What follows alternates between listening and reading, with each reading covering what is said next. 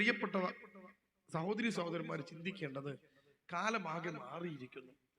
2000-ലെ കൊറോണയ്ക്ക് ശേഷം കുട്ടികളുടെ കയ്യിൽ എത്തിയ മൊബൈൽ ഫോൺ ഉൾപ്പെടെയുള്ള സംവിധാനങ്ങളിൽ ലോകമാകെ മാറിയിരിക്കുന്നു. നമ്മൾ ഈ അടുത്ത ദിവസം വായിച്ച വാർത്ത കരുവാരക്കുണ്ടിൽ നിന്നാണ്. 16 വയസ്സുള്ള ഒരു ചെറുക്കൻ 14 വയസ്സുള്ള ഒരു പെൺകുട്ടിയെ മൃഗീയമായി പീഡിപ്പിച്ച് കൊലപ്പെടുത്തിയിരിക്കുന്നു എന്ന വാർത്ത. അവൾ ധരിച്ചിരുന്ന യൂണിഫോമിന്റെ ബ്ലൗസ് കൊണ്ട്, ഷർട്ട് കൊണ്ടാണ് ആ കുട്ടിയുടെ കൈ അവൻ പിറകിലേക്ക് കെട്ടിയത്. എന്നിട്ടാണ് 16 വയസ്സുള്ള ഒരു ചെറുക്കൻ ഒരു പെൺകുട്ടിയെ പീഡിപ്പിച്ചത്. എന്നിട്ട് അവളെ കഴുത്ത് ഞെരിച്ചു കൊന്ന് ഒരു കുറ്റിക്കാട്ടിൽ ഒളിപ്പിച്ച് പോലീസ് വന്ന് അവനെ പിടിച്ച് പോലീസ് ചോദ്യം ചെയ്തപ്പോ, അവന്റെ ടവർ ലൊക്കേഷൻ അവളുള്ള സ്ഥലത്തുണ്ട് എന്നറിഞ്ഞ് പോലീസ് ചോദ്യം ചെയ്തപ്പോ, വീട്ടുകാർ മൊഴി കൊടുത്തപ്പോ വളരെ കൂളായിട്ട് ഞാനിത് ചെയ്തില്ല എന്ന് പറഞ്ഞ് അവസാനം നിക്കക്കള്ളി ഇല്ലാതെ അവൻ കൊണ്ടുപോയി കാണിച്ചു കൊടുക്കണം. ഇതാ കൊന്നിട്ട കുട്ടി. ആ ചെറുക്കനോട് പോലീസുകാർ ചോദിക്കുന്ന ചോദ്യമുണ്ട്, നീ എന്തിനാ അവളെ കൊന്നത്? അപ്പോ ആ ചെറുക്കൻ പറഞ്ഞ മറുപടി, അവള് കൊല്ലപ്പെടേണ്ട കുട്ടിയാണ് എന്നാണ്. വല്ലാത്ത മാറിയ മാനസികാവസ്ഥയുള്ള കുറെ മക്കൾ. ഇന്നലെ സോഷ്യൽ മീഡിയ ചർച്ച ചെയ്തത്, ഒരു റൂമിൽ കൊണ്ടുപോയി ഒരു ചെറുക്കനെ +2-കാരായിട്ടുള്ള കുറെ കുട്ടികൾ ക്രൂരമായി മർദ്ദിക്കുന്ന ദൃശ്യങ്ങളാണ്. സോഷ്യൽ മീഡിയയിൽ ആകെ വൈറലായപ്പോ പോലീസ് അതിനെതിരെയുള്ള പ്രവർത്തനങ്ങളൊക്കെ നടത്തിയിട്ട് 4 കുട്ടികളെ അറസ്റ്റ് ചെയ്ത് ജുവനൈൽ കോടതിയിൽ ഹാജരാക്കി അവരെ ഇപ്പോ നിയമത്തിന് മുന്നിൽ കൊണ്ടുവന്നു. 17 വയസ്സാണ് ആ 4 ചെറുക്കന്മാർക്കുള്ള പ്രായം. ഒരു പ്രത്യേക രീതിയിൽ മുടിയൊക്കെ വെട്ടി, ഒരു പ്രത്യേക രീതിയിൽ വസ്ത്രമൊക്കെ ധരിച്ച്, മുഖത്ത് മുഴുവൻ അഹങ്കാരം മാത്രമുള്ള 4 കുട്ടികൾ മുഖം പോലും മറയ്ക്കാതെ പോലീസുകാരുടെ മുന്നിൽ അവർ നിന്നു എന്നാ പറയുന്നത്. നിങ്ങൾ ആലോചിച്ച് നോക്ക്. ഞാൻ ഈ ആധുനിക കാലഘട്ടത്തിൽ ഈ ഒരാഴ്ചയിലെ സംഭവമായി പറഞ്ഞു. ഈ ഒരാഴ്ചയിലെ സംഭവം അല്ലേ? ബസ് കയറിയിട്ട് ആണിനടുത്ത് ചെന്ന് നിന്ന് തന്റെ ശരീരം ആണിന്റെ മേലെ ഒരസി അതിങ്ങനെ വീഡിയോയിൽ ഓൺലൈനായിട്ട് ഷൂട്ട് ചെയ്ത്, എന്നിട്ട് അത് ആൾക്കാരെ കാണിച്ചിട്ട് എന്ത് വൃത്തികേട് കാണിച്ചിട്ടും ഓൺലൈനില് ഹിറ്റാവണമെന്നും വൈറലാവണമെന്നും തനിക്ക് പണം കിട്ടണമെന്നും ചിന്തിക്കുന്ന വൃത്തികെട്ട സ്ത്രീകളുള്ള ലോകവുമായി ലോകം മാറിയത് നമ്മൾ കണ്ടു. ഒരു മനുഷ്യൻ മാനക്കേട് ഭയന്ന് ആത്മഹത്യ ചെയ്തു. ജീവനേക്കാൾ ഇസ്ലാം പ്രധാനം എന്ന് പറഞ്ഞ ഒരു സാധനമാണ് മാനം. മറ്റൊരു മനുഷ്യന്റെ മാനം കൊണ്ട് നിങ്ങൾ കളിക്കരുത്. ഇസ്ലാമിന്റെ അധ്യാപന സ്വത്ത് മാനം ഉണ്ടോ? ഒരു പെണ്ണിനോട് ഭർത്താവ് ഇല്ലാത്തപ്പോ സൂക്ഷിക്കാൻ പറഞ്ഞത് ഏറ്റവും വലിയ അമാനത്ത് ഭർത്താവിന്റെ സ്വത്തും മാനവുമാണ്. നിന്റെ മാനം കാക്കണം. മാനത്തിന് ഇമ്പോർട്ടൻസ് കൊടുത്ത ദീനാണ് ഇസ്ലാം എന്ന് പറയുന്നത്. ഒരു പെണ്ണ് ബസ് കയറിയിട്ട് കണ്ടന്റ് കിട്ടാനില്ല. ഈ യൂട്യൂബിൽ മുഴുവൻ ചാനലുകളാണ്, ഇൻസ്റ്റഗ്രാമിൽ ചാനലുകളാണ്. ഇൻസ്റ്റഗ്രാമിലും യൂട്യൂബിലും വീഡിയോ ഉണ്ടെങ്കിൽ ഒരു കണ്ടന്റ് വേണ്ടേ? അവനവന്റെ ബെഡ്റൂമിനകത്തുള്ള ദൃശ്യങ്ങൾ പോലും ഉളുപ്പില്ലാതെ പകർത്തിയിട്ട് അത് കണ്ടന്റാക്കാൻ ഉളുപ്പില്ലാത്ത, മടിയില്ലാത്ത പുതിയ തലമുറയുള്ള ലോകം. ഇതാണ് ആധുനിക ലോകം. ഞാൻ ഈ ഒരാഴ്ചയിലെ സംഭവം പറഞ്ഞത്. ഒരു മനുഷ്യൻ ആത്മഹത്യയാണ്. അവന്റെ അഭിമാനത്തിന് ക്ഷതമേറ്റപ്പോ അവൻ ആത്മഹത്യ അറിയാത്തൊരു സംഭവം അല്ലേ? എന്നിട്ടോ അതുവരെ ഒരു വീഡിയോയിലും പർദ്ദയിടാത്ത പെണ്ണ് പോലീസ് പിടിച്ചപ്പോ പർദ്ദട്ട് സുരക്ഷിതമായിട്ടാ പെണ്ണ്. അവള് പോലീസിനോട് പറഞ്ഞത്രേ, എനിക്ക് ഇത്തിരി സമയം തരണം. ബന്ധുവീട്ടിൽ ചെന്ന് പോലീസ് മഫ്റ്റിയിലാ ചെന്നത്. സ്വകാര്യ വാഹനത്തിൽ പോലീസുകാർ പോലീസിന്റെ വസ്ത്രം ധരിക്കാതെ ഈ പെണ്ണിനെ പിടിക്കാൻ വേണ്ടി ചെന്നപ്പോ പെണ്ണ് പറയണത്രേ, എനിക്ക് ഇത്തിരി സമയം വേണം. പോലീസുകാർ ചോദിച്ചു, എന്തിന്? എനിക്ക് വസ്ത്രം ഒന്ന് മാറ്റണം, പർദ്ദടണം, എന്നിട്ടൊരു മുഖം മൂടി ധരിക്കണം. ഓക്കെ, എന്നിട്ട് ആ പർദ്ദട്ടിട്ടാണ് എളുപ്പം നടക്കണത്. ചെയ്തതോ, ആ വൃത്തികേടുകൾ ചെയ്തതൊക്കെ പർദ്ദടാതെ. ഒരുപാട് വീഡിയോകൾ ആ പെണ്ണിൻ്റെത് കാണാം. അതിലൊന്നും പർദ്ദല്ല. ചുണ്ട് ചോപ്പിച്ച് മുഖം മിനുക്കി വൃത്തികേടുകൾ മാത്രം ചെയ്തുകൊണ്ടൊരു തലമുറ ഇങ്ങനെ പോവാണ്. എന്നിട്ടോ ഒന്നും മിണ്ടാൻ വയ്യ, ആർക്കൊന്നും പറയാൻ വയ്യ. പറയുന്നവരൊക്കെ 6-ാം നൂറ്റാണ്ടിൽ നിന്ന് ബസ് കിട്ടാത്തവർ. ആരെങ്കിലും ഉപദേശിക്കാൻ ചെന്നാ ഉപദേശിക്കാൻ വരണ്ട എന്നാ കുട്ടി പറയണേ. സ്കൂളിലെ മാഷോട് പറയാണ്, ഉപദേശിക്കാൻ വരണ്ട.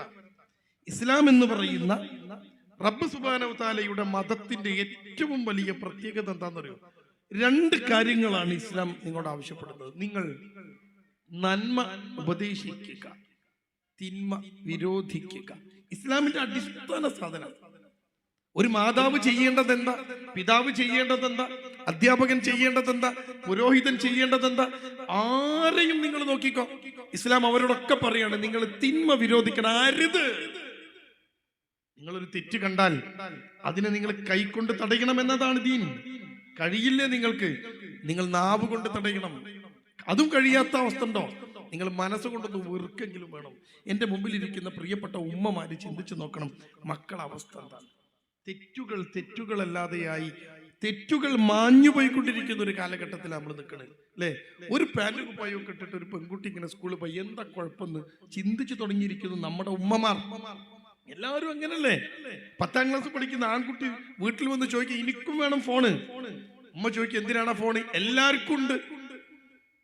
സ്കൂളിൽ ഒരു ദിവസം പറയാണ്, നാളെ യൂണിഫോം ഇടണ്ട, നാളെ നിങ്ങൾ യൂണിഫോം ഇടണ്ട. ഉടൻ കുട്ടി പാൻറ് കുപ്പായം എടുത്തിട്ടാ പോണ്. ഉമ്മ ചോദിക്കുക, എന്തിനാ മോളെ ഈ പാൻറ് കുപ്പായും, ഇതിങ്ങനെ ഇടാൻ പറ്റുമോ ഇസ്ലാമിൽ ഒരു പെണ്ണിന്റെ വസ്ത്രത്തിന് ഇസ്ലാം കൽപ്പിച്ച ചില നിർദ്ദേശങ്ങളുണ്ട്, അത് പാലിക്കണ്ടേ? കുട്ടി പറയാ, എല്ലാരും ഇങ്ങനെയാണ്. മോളെന്താ മോളെ ചുണ്ടിന് മുള്ളൊരു ചോപ്പ്, എല്ലാരും ഇങ്ങനെയാണ്. എന്തിനാ മുടി ഇങ്ങനെ മുറിച്ച് ഇങ്ങനെ തൂക്കിയത്, എല്ലാരും ഇങ്ങനെയാണ്. നമ്മൾ എന്താ ഈ കുട്ടികളോട് പറയേണ്ടത്? കുറച്ചാളുകൾ, കുറച്ച് പ്രായമുള്ളവർ, അവരിപ്പോഴും ദീനുമായിട്ട് ഇങ്ങനെ കൊണ്ടു നടക്കുകയാണ്. കുട്ടികളെ അവസ്ഥ എന്താ ആലോചിച്ച് നോക്കണം. എന്റെയും നിങ്ങളുടെയും മക്കളെ അവസ്ഥ ആലോചിച്ച് നോക്കണം. നിങ്ങൾ ആലോചിച്ച് നോക്കി, ഇതിന്റെ തൊട്ട് മുമ്പ് ഒരു 3-4 മാസങ്ങൾക്ക് മുമ്പ് 2025 നവംബർ മാസത്തിൽ എൻ്റെ നാട് ഒരു ജീപ്പ് നമ്മുടെ കൊണ്ടോട്ടിയിൽ നിന്ന് കൊളപ്പുറത്തേക്ക് പോകുന്ന റോട്ടിൽ ഒരു ജീപ്പ് കുതിച്ചു പയ്യാണ്. ഒരു ഥാർ എന്ന് പറയുന്ന ജീപ്പ്. ആ ജീപ്പിന്റെ സ്പീഡ് കൊണ്ട് മുന്നിലെ ടയർ ഇങ്ങനെ പൊങ്ങണത് CCTV കാണാം. ആ ജീപ്പ് നേരെ ചെന്ന് ഇടിക്കുന്നത് ഒരു ലോറിയിലാണ്. നേർക്ക് നേരെ ഇടിയ. ജീപ്പ് വരുന്നത് കണ്ട് ലോറി ബ്രേക്ക് ചവിട്ടിയിട്ടുണ്ട്. പക്ഷേ ട്രാക്ക് മാറി നിയന്ത്രണം തെറ്റി വന്ന ജീപ്പ് ഇടിച്ച് കയറുകയാണ് ആ ലോറിയിലേക്ക്. ആ ജീപ്പിൽ ഉണ്ടായിരുന്നത് 5 പേരാണ്. ആ താർ ജീപ്പിൽ ഓടിച്ച ചെറുക്കൻ തൽക്ഷണം മരിച്ചു. വയസ്സ് 17. തൽക്ഷണം മരിച്ചു. ആ വണ്ടി ഇങ്ങനെ ഇടിച്ചിട്ട്, ലോറിമേൽ ഇങ്ങനെ ഇടിച്ചിട്ട് ആ വണ്ടി ബാക്കോട്ട് ഇങ്ങനെ വരുന്നുണ്ട്. CCTV കാണാം. ഇടിച്ചിട്ട് ആ വണ്ടി ബാക്കോട്ട് ഇങ്ങനെ വരിക. ബാക്കോട്ട് വരുമ്പോ ആ വണ്ടിയിൽ നിന്ന് താഴേക്ക് വീഴുന്നത് വണ്ടി ഓടിച്ച ചെക്കന്റെ വലത്തെ കൈയാണ്. കൈ അറ്റു വീഴുക താഴേക്ക്. എന്ത് ഇടിയടിച്ചാലും എയർ ബാഗ് ഇങ്ങനെ ഓണായിട്ട് കഴുത്തിന്റെ എല്ല് ഒടിഞ്ഞിട്ടാ ചെറുക്കൻ മരിച്ചു പോയത്. അവന്റെ കൂടെ ഉണ്ടായിരുന്ന ബാക്കി 4 പേർക്കും പരിക്കേറ്റു. അതിൽ ഒരു ചെക്കൻ ഗുരുതരാവസ്ഥയിൽ പരിക്കേറ്റു. അവൻ മിനിയാന്ന് മരിച്ചു. നിങ്ങൾ പത്രത്തിൽ വായിച്ചിട്ടോ, മിനിയാന്ന്. 3 മാസം. ഞാൻ കൂടുതലൊന്നും പറയണ്ട. ഞാനിപ്പോ നിങ്ങളോട് സംസാരിച്ചത് ആഴ്ചകൾക്കുള്ളിൽ നടന്ന, മാസങ്ങൾക്കുള്ളിൽ നടന്ന സംഭവ വികാസങ്ങൾ. ഈ വണ്ടി വാടകക്കെടുത്ത് ഇടിച്ച് 2 17 വയസ്സുകാർ മരിച്ചുപോയി. ആ വണ്ടിന്റെ ഉള്ളിൽ ഒരൊറ്റ കുട്ടിക്ക് ലൈസൻസ് ഇല്ല. പോലീസ് വന്ന് വണ്ടിയൊക്കെ വെട്ടിപ്പൊളിച്ച് കുട്ടികളൊക്കെ പുറത്തെടുത്ത് ആ കുട്ടികളൊക്കെ ആശുപത്രിയിൽ എത്തിച്ചിട്ട് അന്വേഷിച്ച് നോക്കിയപ്പോൾ വണ്ടിയിലുള്ള മുഴുവൻ ആളുകളും +1 കഴിഞ്ഞ് +2 പോകുന്ന കുട്ടികളാണ്. അവരെ കുറിച്ച് അന്വേഷിച്ച് നോക്കിയപ്പോൾ സ്കൂളിൽ അവർ പ്രശ്നക്കാരാണ്, അച്ചടക്കമില്ലാത്തവരാണ്. ആ കുട്ടികളെ കുറിച്ചിട്ട് ആർക്കും പറയാനുള്ളത് അച്ചടക്കം കുറഞ്ഞ കുട്ടികൾ എന്നാണ്. ആ കുട്ടികൾ ജീപ്പ് വാടകക്കെടുത്തത് ഏതോ ഒരു 21 വയസ്സുകാരൻ വണ്ടി വാടകക്കെടുത്ത് ഈ കുട്ടികൾക്ക് മെയിൽ വാടകക്ക് കൊടുത്തതാ വണ്ടി. 21 വയസ്സ് ലൈസൻസ് ഇല്ലാത്ത ആൾക്കാർക്ക് വണ്ടി വാടക കിട്ടൂല. എന്തൊക്കെയോ നടന്നുകൊണ്ടിരിക്കുന്നു നമ്മുടെ നാട്ടില്. ഇതെല്ലാറ്റിന്റെയും പേരിൽ പുരോഗതി എന്നാണ്. എന്നിട്ട് നമ്മൾ ഇങ്ങനെ പറയാണ്, ലോകം പുരോഗമിച്ചിരിക്കുന്നു. ന്യൂ ജെൻ നമ്മൾ പറഞ്ഞുകൊണ്ടിരിക്കുക. പക്ഷെ ഇവരുടെയൊക്കെ അവസ്ഥ എന്താ ആലോചിച്ച് നോക്ക് നിങ്ങൾ. ബന്ധങ്ങളാകെ തകരാറിലായിക്കൊണ്ടിരിക്കുക. ബാപ്പ, ഉമ്മ, സഹോദരി, സഹോദരന്മാർ, വീട്ടിനകത്തുള്ള ഒരു ബന്ധു കുട്ടിയൊക്കില്ല. എന്ത് ബന്ധമുള്ളത്? നിങ്ങൾ പറ, നിങ്ങളുടെ മക്കൾക്ക് എന്ത് ബന്ധമുള്ളത്? ഇവിടെ നിന്നുകൊണ്ട് നമ്മൾ ചിന്തിക്കുക, ഈ മാറിയ കാലത്ത് ജാഗ്രത പുലർത്തേണ്ടതുണ്ട്. നമ്മുടെ വീട്ടിന്റെ മുറ്റത്തേക്ക്, നമ്മുടെ വീട്ടിന്റെ പടികൾ കയറി അകത്തേക്ക് ഇത് വന്നുകൊണ്ടേയിരിക്കണം. നമ്മൾ ചിന്തിക്കുക ഇതൊന്നും നമുക്ക് സംഭവിക്കില്ല എന്ന് ചിന്തിക്കണ്ടോ? ഏറ്റവും കൂടുതൽ പ്രശ്നമുള്ള ഇടങ്ങളിലൊന്ന് ഈ കോസ്റ്റൽ ഏരിയകളാണ്. മയക്കുമരുന്ന് ഏറ്റവും കൂടുതൽ വ്യാപിക്കുന്നത്, മയക്കുമരുന്ന് ഏറ്റവും കൂടുതൽ ഉപയോഗിക്കുന്നത് ഈ കോസ്റ്റൽ ബെൽറ്റുകളാണ്. എന്ന് പറഞ്ഞാൽ ഈ തീരദേശ പ്രദേശമാണ്. അതിൽപ്പെട്ടതാണ് ഈ താനൂരും പരപ്പനങ്ങാടിയും തിരൂരും മാറാടും ബേപ്പൂരും കോഴിക്കോട് ബീച്ചിന്റെ അവിടുന്ന് അങ്ങോട്ട് പോയ വെള്ളയിലും ഉണ്ടോ ആ ബീച്ച് ഇങ്ങനെ എടുത്തു നോക്ക് നിങ്ങൾ. ഇവിടുന്ന് ഇങ്ങനെ പൊന്നാടി പോയിക്കോട്ടെ അങ്ങോട്ട് തിരുവനന്തപുരം വരെ കേരളത്തിന്റെ ഒരു ഭാഗം മുഴുവൻ ബീച്ചാ, ഒരു ഭാഗം മുഴുവൻ കടല, തീരദേശമാണ്, തീരദേശ മേഖലയാണ്.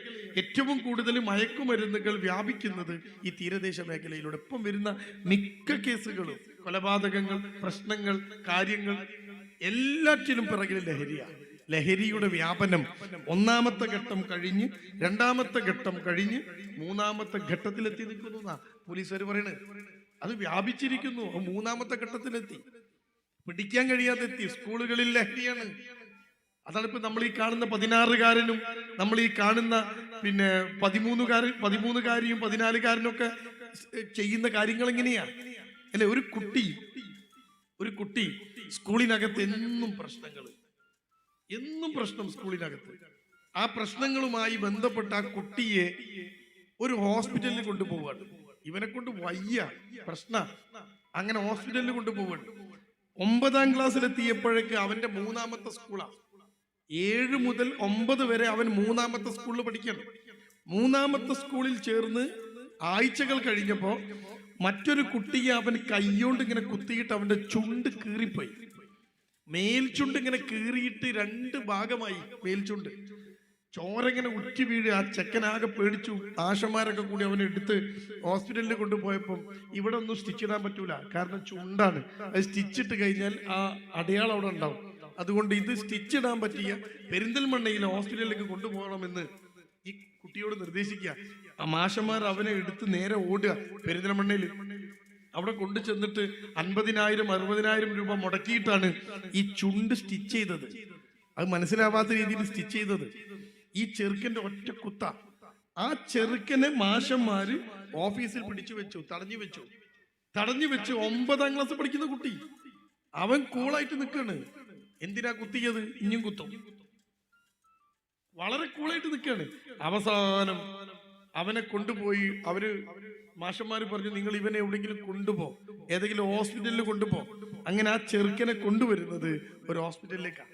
ആ ഹോസ്പിറ്റലിൽ കൊണ്ടുവന്ന് ഡോക്ടർ ചെക്ക് ചെയ്തപ്പോ 14 വയസ്സുള്ള 9ാം ക്ലാസ്സുകാരനെ ഡോക്ടർ പരിശോധിച്ചപ്പോൾ പറഞ്ഞു, ഇവന്റെ മൂത്രവും ബ്ലഡും ഒക്കെ ഒന്ന് പരിശോധിച്ച് നോക്കാൻ പറ്റും. ഡോക്ടർ പറയാ.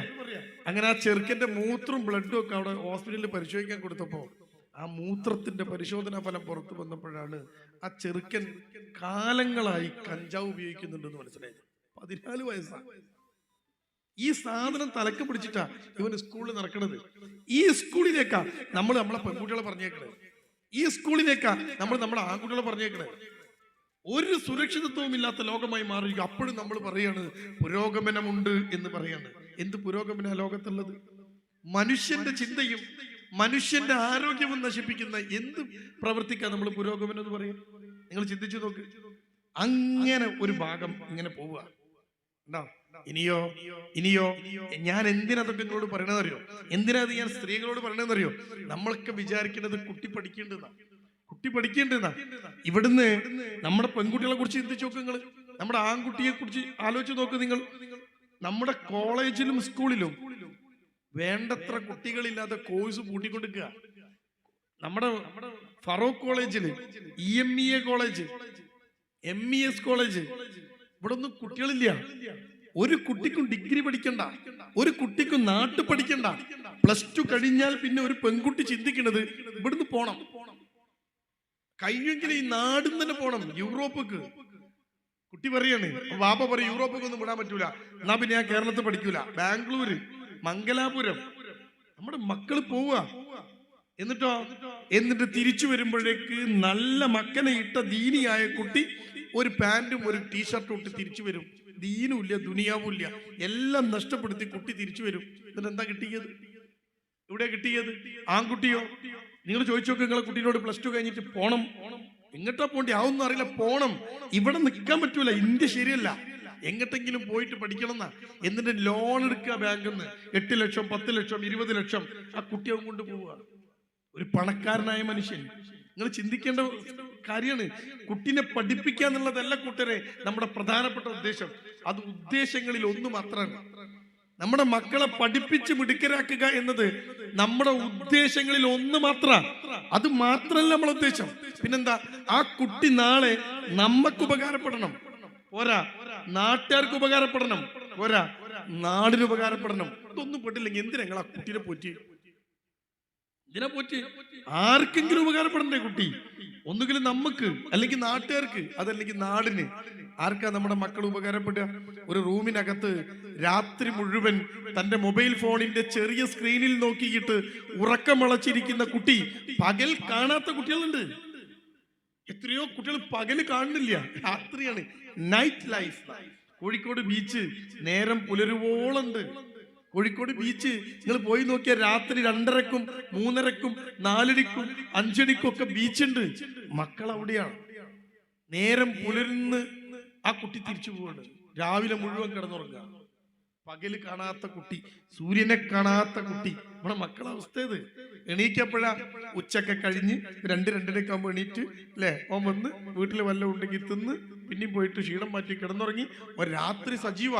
മൊബൈൽ ഫോണിന്റെ കമ്പനികൾ സിം റീചാർജ് ചെയ്യുമ്പോൾ പറയുന്ന പറച്ചിലെന്താ?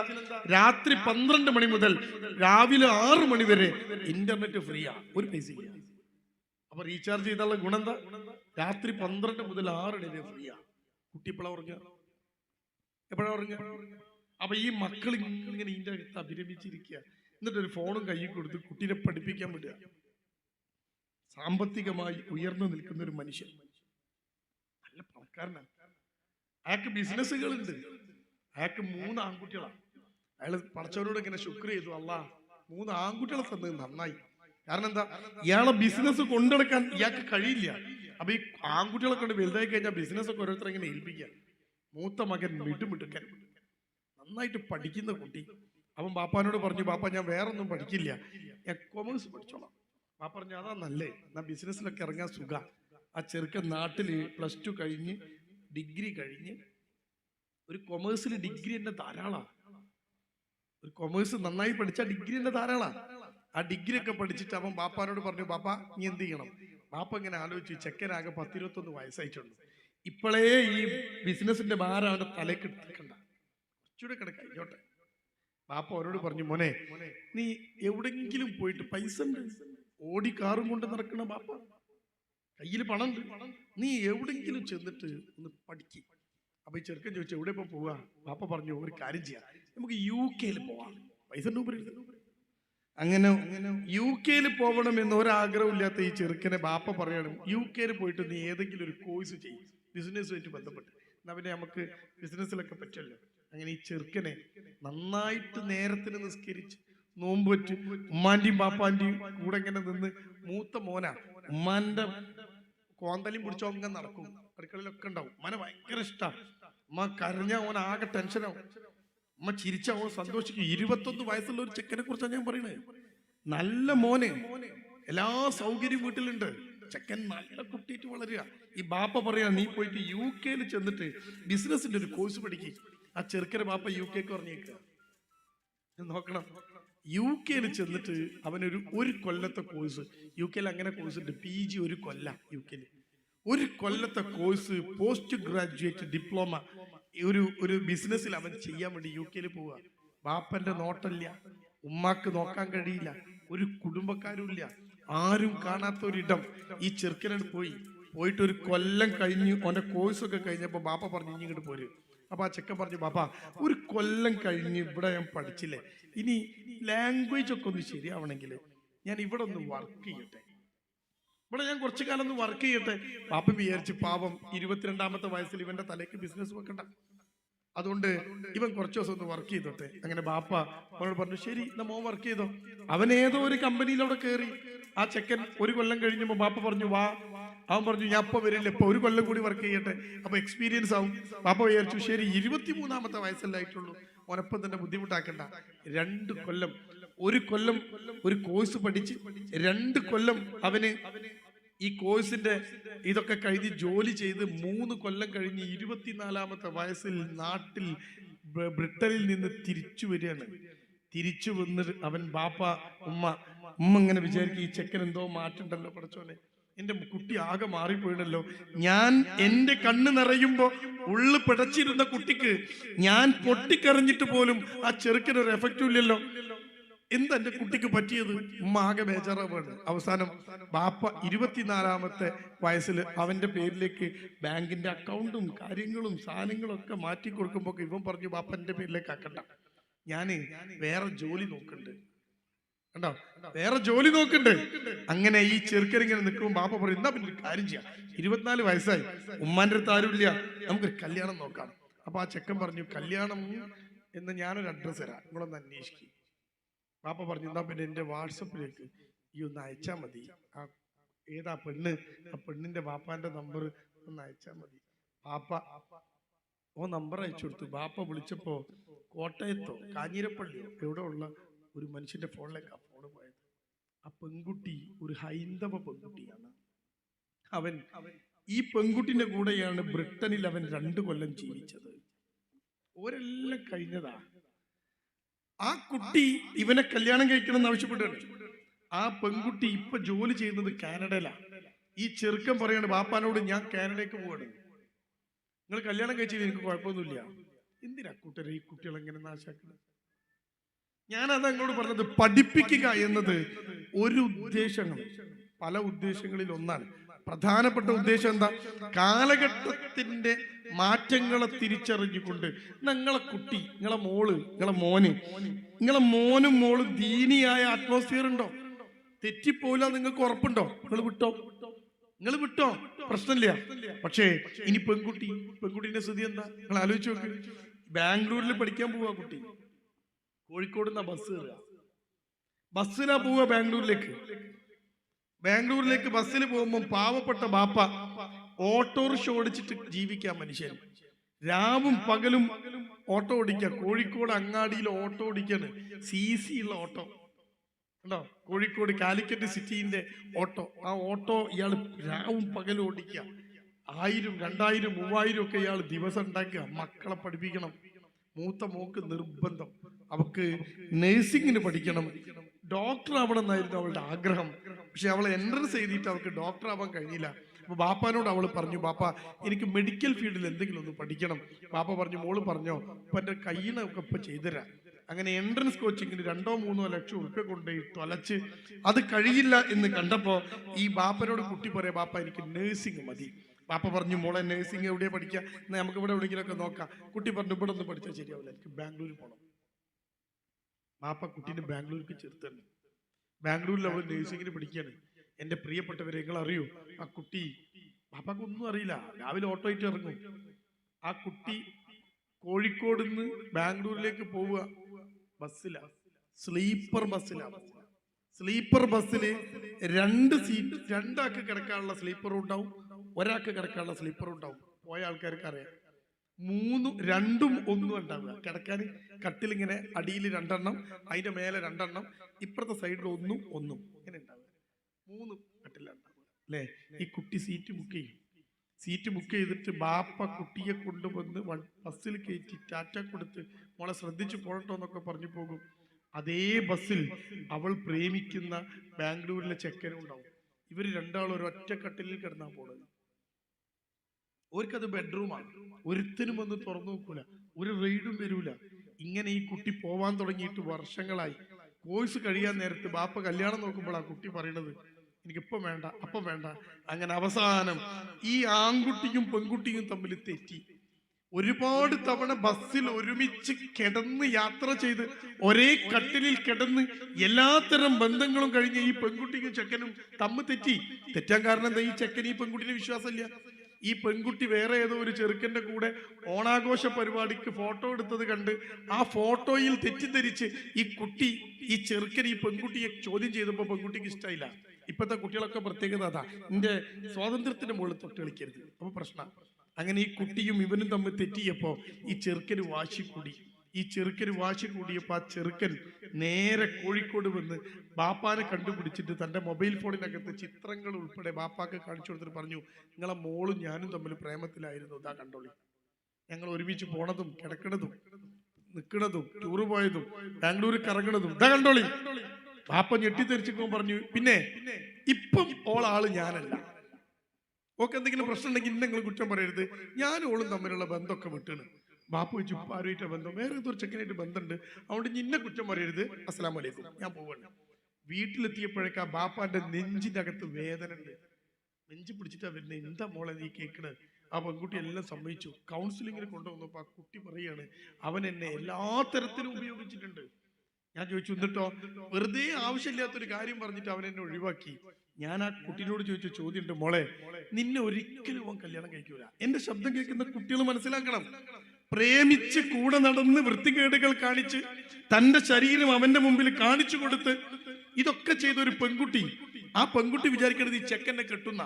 ഞാൻ ആ കുട്ടിയോട് പറഞ്ഞു, മോളെ ഈ ചെറുക്കൻ നിന്നെ കല്യാണം കഴിക്കില്ല. അപ്പൊ ആ കുട്ടി എന്നോട് ചോദിച്ചു എന്തുകൊണ്ട്?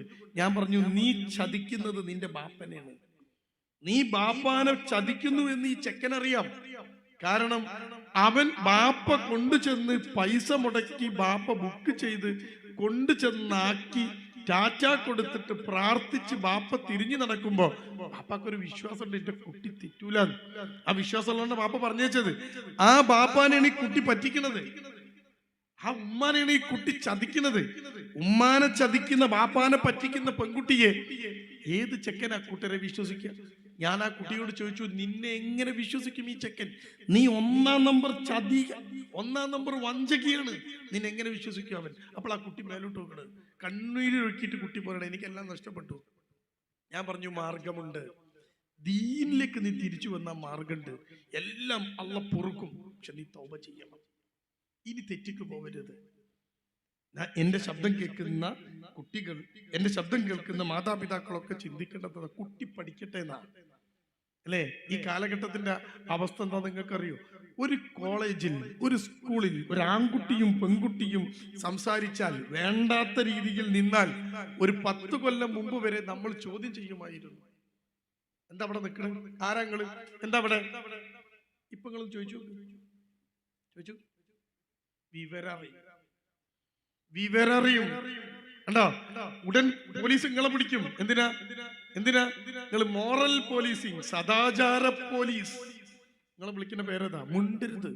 2 കുട്ടിയൊക്കെ ഒരുമിച്ച് നടന്നാൽ എന്താ? ആണും ഒരുമിച്ച് ജീവിച്ചാൽ എന്താ? കുട്ടികൾ ചോദിച്ചുകൊണ്ടിരിക്കുന്ന ചോദ്യമാണ്. ഇവിടെ ഒക്കെ നിന്നുകൊണ്ട് ഞാൻ ഇങ്ങനെ പറയണ എന്തിനാ നിങ്ങള്? നമ്മുടെ ലോകത്തിന്റെ അവസ്ഥ, ചെറിയ രീതിയിൽ കൗൺസിലിങ്ങും കാര്യങ്ങളും, ആൾക്കാരോട് സംസാരവും കുട്ടികളോട് സംസാരവും ഒക്കെ ഉള്ളത് കൊണ്ട് എൻ്റെ അനുഭവങ്ങളാണ് നിങ്ങളോട് പറയുന്നത്. നമ്മൾ വീട്ടിനകത്ത് ഇങ്ങനെ ഇരിക്കുമ്പോൾ നമ്മളിങ്ങനെ ഖുർആൻ ക്ലാസ്സിന് പോകുന്നു, നിസ്കരിക്കുന്നു, നോമ്പ് വെൽക്കുന്നു, ജുമാക്ക് പോകുന്നു, വയല് കേൾക്കുന്നു, ഇങ്ങനെ പോയി നമ്മൾ വിചാരിക്കും ഇതാ ലോകം. ഇതിനപ്പുറത്ത് വല്ലാത്തൊരു ലോകമുണ്ട്. കുട്ടികൾ അപകടകരമായ രീതിയിൽ വളരുന്നുണ്ട്. അതിന്റെ ചില കാഴ്ചകളാണ് നമ്മൾ പുറത്തിങ്ങനെ വന്നുകൊടുക്കണേ, ചില കാഴ്ചകൾ മാത്രം, ചിലത് മാത്രം. അപ്പൊ നമ്മൾ ചിന്തിക്കേണ്ടത് നമ്മുടെ മക്കൾക്ക് എന്ത് സംഭവിച്ചു എന്ന് വലിയൊരു ചിന്ത ഉമ്മമാര് ചിന്തിക്കണം, സ്ത്രീകൾ ചിന്തിക്കണം. എന്താണ് മാറിയത്? കാലം മാറി, പക്ഷെ എന്താ മാറിയത്? ഇനി ഞാൻ പറയുന്നത് എൻ്റെ പ്രിയപ്പെട്ടവർ ചിന്തിക്കണം. നമ്മുടെ മക്കൾ ചോദിക്കുന്ന ഒരു ചോദ്യമുണ്ട്. ഹോട്ടലിൽ ജോലി ചെയ്യുന്ന പാപ്പ രാവിലെ മുതൽ അടുപ്പിന്റെ അടുത്താ ജോലി. രാവിലെ മുതൽ ബാപ്പ അടുപ്പത്തേക്ക് കയറുക, 4 മണിക്ക് ഹോട്ടലിലെത്തണം, മാവ് കുഴച്ചു വെക്കണം, കാര്യങ്ങൾ ഒരുക്കി വെക്കണം. ഹോട്ടലിലെ പണി അങ്ങനെ.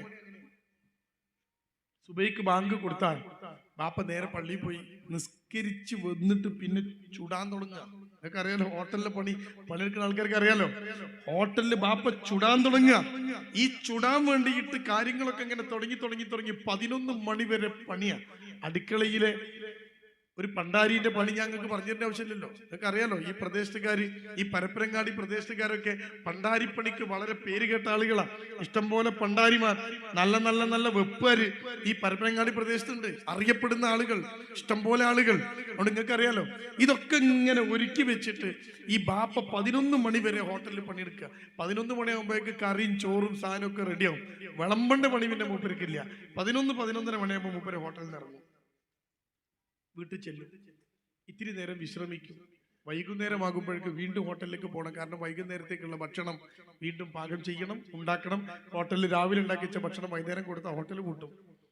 ഇങ്ങനെ ജോലി ചെയ്യുന്ന ഒരു ബാപ്പ, അടുപ്പിലെ ചൂടും കൊണ്ട് മക്കൾക്ക് വേണ്ടി കുടുംബത്തിന് വേണ്ടി കഷ്ടപ്പെടുന്ന ഈ ബാപ്പ, ഈ ചങ്ങാതിക്ക് കുറച്ച് കാലങ്ങൾ ഗൾഫിൽ പോയതാ. ഗൾഫിൽ ഇയാൾക്ക് തന്നെ പണി. കുവൈത്തിൽ അയാൾ ഹോട്ടലിൽ വർക്ക് ചെയ്തിന്, ഖത്തറിൽ ഹോട്ടലിൽ വർക്ക് ചെയ്തിന്. ആ ഹോട്ടലിലൊക്കെ വർക്ക് ചെയ്തിട്ട് ഇയാൾ കഷ്ടപ്പെട്ടുണ്ടാക്കിയ പണം കൊണ്ട് നാട്ടിൽ ഒരു 5 സെന്റ് സ്ഥലവും ഒരു ചെറിയ വീടും അയാൾ ഉണ്ടാക്കി. അയാൾക്ക് 2 മക്കളാണ്. ഇയാൾക്ക് 2 മക്കളാണ്, ഭാര്യയും ഇയാളും 2 മക്കളും. മക്കള് 2 ഉള്ളൂ. കാരണം അയാൾ ഗൾഫിലായിരുന്നു. മക്കളെ ഉണ്ടാവാനൊന്നുള്ള ഒരു സാഹചര്യം ഉണ്ടായില്ല. മൂത്ത മകൻ +2 കഴിഞ്ഞിരിക്കുന്നു. അവൻ ബാപ്പാനോട് പറഞ്ഞു, പാപ്പ നീ +2 ഒക്കെ കഴിഞ്ഞ് എൻട്രൻസ് ഒന്ന് എഴുതി വെക്കണമെന്നുണ്ട്, എന്നൊരു കോച്ചിങ്ങിന് വിടുമോ?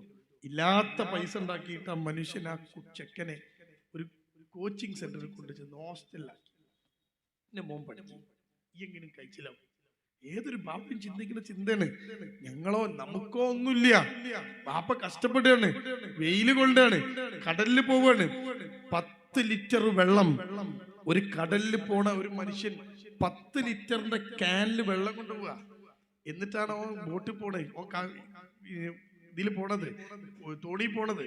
ഈ 10 ലിറ്റർ വെള്ളവുമായി സുബൈ നിസ്കരിച്ച് അതിന്റെ മുമ്പ് ഇറങ്ങണ ഈ മനുഷ്യൻ കടലിൽ ഒരു ഇലയുടെ തണൽ പോലും ഇല്ലാതെ വെയിൽ കൊള്ളുകയാണ്. നിങ്ങൾക്കറിയാലോ, കടപ്പുറത്തുള്ള ആൾക്കാരൊക്കെ വെയിലങ്ങോട്ട് നിന്ന് കൊള്ളുക. 10 ലിറ്റർ വെള്ളം കുടിച്ചാൽ ഒരു 100 മില്ലി പോലും മൂത്രമൊഴിക്കാൻ ഉണ്ടാവില്ല. കാരണം എന്താ? മനുഷ്യൻ ഇങ്ങനെ മാന്തി മത്തി വെയിലത്തിട്ടിട്ട് ഉണങ്ങണമാതിരി ഉണങ്ങുക. ഈ ബോട്ടിൽ നിന്ന് ഉണങ്ങാണ് ഒരു മനുഷ്യൻ. ഉണങ്ങിപ്പോവാത്തത് എന്തുകൊണ്ടാ അറിയോ? ഈ വെള്ളം ഇങ്ങനെ കുടിക്കുന്നുണ്ടാ. എന്നിട്ട് ഓനിങ്ങനെ ഈ വെയിലും കൊണ്ട് മീനും പിടിച്ച് തിരിച്ചു വരിക അല്ലേ?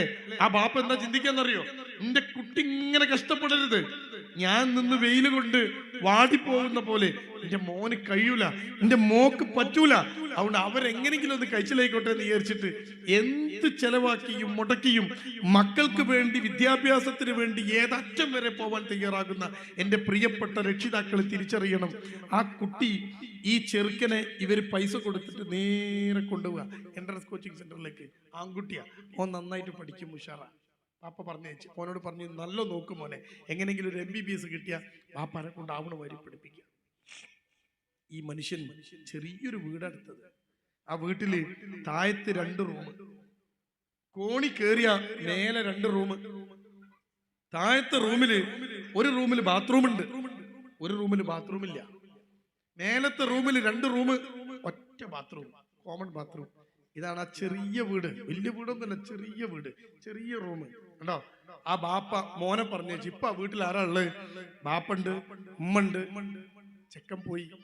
15 വയസ്സ് പ്രായമുള്ള മോള്, SLCക്ക് പഠിക്കുന്ന പെൺകുട്ടിയുള്ളത്. 3 ആളല്ലേ? ഒരാളും കൂടി ആ വീട്ടിലുണ്ട്, ഈ ബാപ്പന്റെ ബാപ്പ. ഉമ്മ മരിച്ചു പോയത്. ബാപ്പാന്റെ ബാപ്പ സ്ട്രോക്ക് വന്ന് അല്പം കുഴഞ്ഞു പോയ ബാപ്പ. സ്ട്രോക്ക് വന്നിട്ട് റിക്കവർ ചെയ്ത ബാപ്പയാണ്. പറഞ്ഞാൽ കുറച്ചൊക്കെ നടക്കാനൊക്കെ പറ്റും, പുറത്തേക്കൊന്നും ഇറങ്ങാൻ പറ്റൂല, പിടിച്ചിങ്ങനെ നടക്കും. ബാത്റൂമിൽ ഇയാൾക്ക് സ്വന്തം പോകാൻ പറ്റും. അങ്ങനെയൊക്കെ പോണൊരു ബാപ്പ. അങ്ങനെ ഇതാണ് ആ വീട്. ബാപ്പ, ഉമ്മ, ബാപ്പാന്റെ ബാപ്പ, മോള്. 4 റൂം. താഴത്തെ റൂമിൽ, ബാത്റൂമുള്ള റൂമിൽ തളർന്നു പോയ സ്ട്രോക്ക് വന്ന ബാപ്പയെ കിടക്കണേ. ബാപ്പാക്ക് ഇടക്കിടക്ക് മൂത്രമൊഴിക്കാൻ എണീക്കണം, ബാപ്പാക്ക് ഇടക്കിടക്ക് ബാത്റൂമിൽ പോകണം. വീട്ടിലെ റൂമിനകത്ത് ബാത്റൂം വേണം. ആ റൂമിന്റെ നേരെ എതിർവശത്തുള്ള റൂമിൽ വാതിലടയ്ക്കാതെയാണ് ഈ ഭാര്യയും ഭർത്താവും കിടക്കുക, ഈ മോനും മരുവളും കിടക്കുക. കാരണം എന്താ? ബാപ്പ വിളിച്ചാൽ കേൾക്കാൻ 2 റൂമിന്റെ വാതിൽ തുറന്നിട്ട് അവര് കിടക്കുക. അങ്ങനെ പോവാണ്. 15 വയസ്സുള്ള 10ാം ക്ലാസ്സിൽ ഈ കൊല്ലം പരീക്ഷ എഴുതേണ്ട പെൺകുട്ടി. ആ പെൺകുട്ടി മോളത്തെ റൂമിലാ കിടക്കുക. അവിടെ മോളുടെ റൂമേ ഉള്ളൂ. ഒരു ദിവസം രാത്രി 2:30 മണി സമയം, 2:30 മണി, രാത്രി 2:30 മണി സമയമായപ്പോ ഒരൊച്ച കേട്ടിട്ട് ഈ ബാപ്പിയമ്മി ഞെട്ടി ഉണരുക. ബാപ്പിയമ്മി ഉണർന്ന് ബോധം വീണ്ടെടുത്തപ്പോ, നമ്മൾ ഈ ഞെട്ടി ഉണർന്നു കഴിഞ്ഞാൽ പെട്ടെന്ന് നമുക്ക് മനസ്സിലാവില്ല നമ്മൾ എവിടെയാണ്.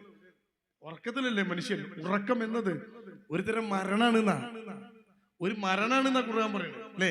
നിങ്ങൾ മരിച്ച പോലെ കിടക്കുകയാണ്, വേറെ ഒന്നും അറിയില്ല നമ്മള്. അപ്പോ ഈ ഉറക്കത്തിൽ നിന്നിട്ട് എണീറ്റ മനുഷ്യന് പെട്ടെന്ന് ബാലൻസ് കിട്ടിയില്ല.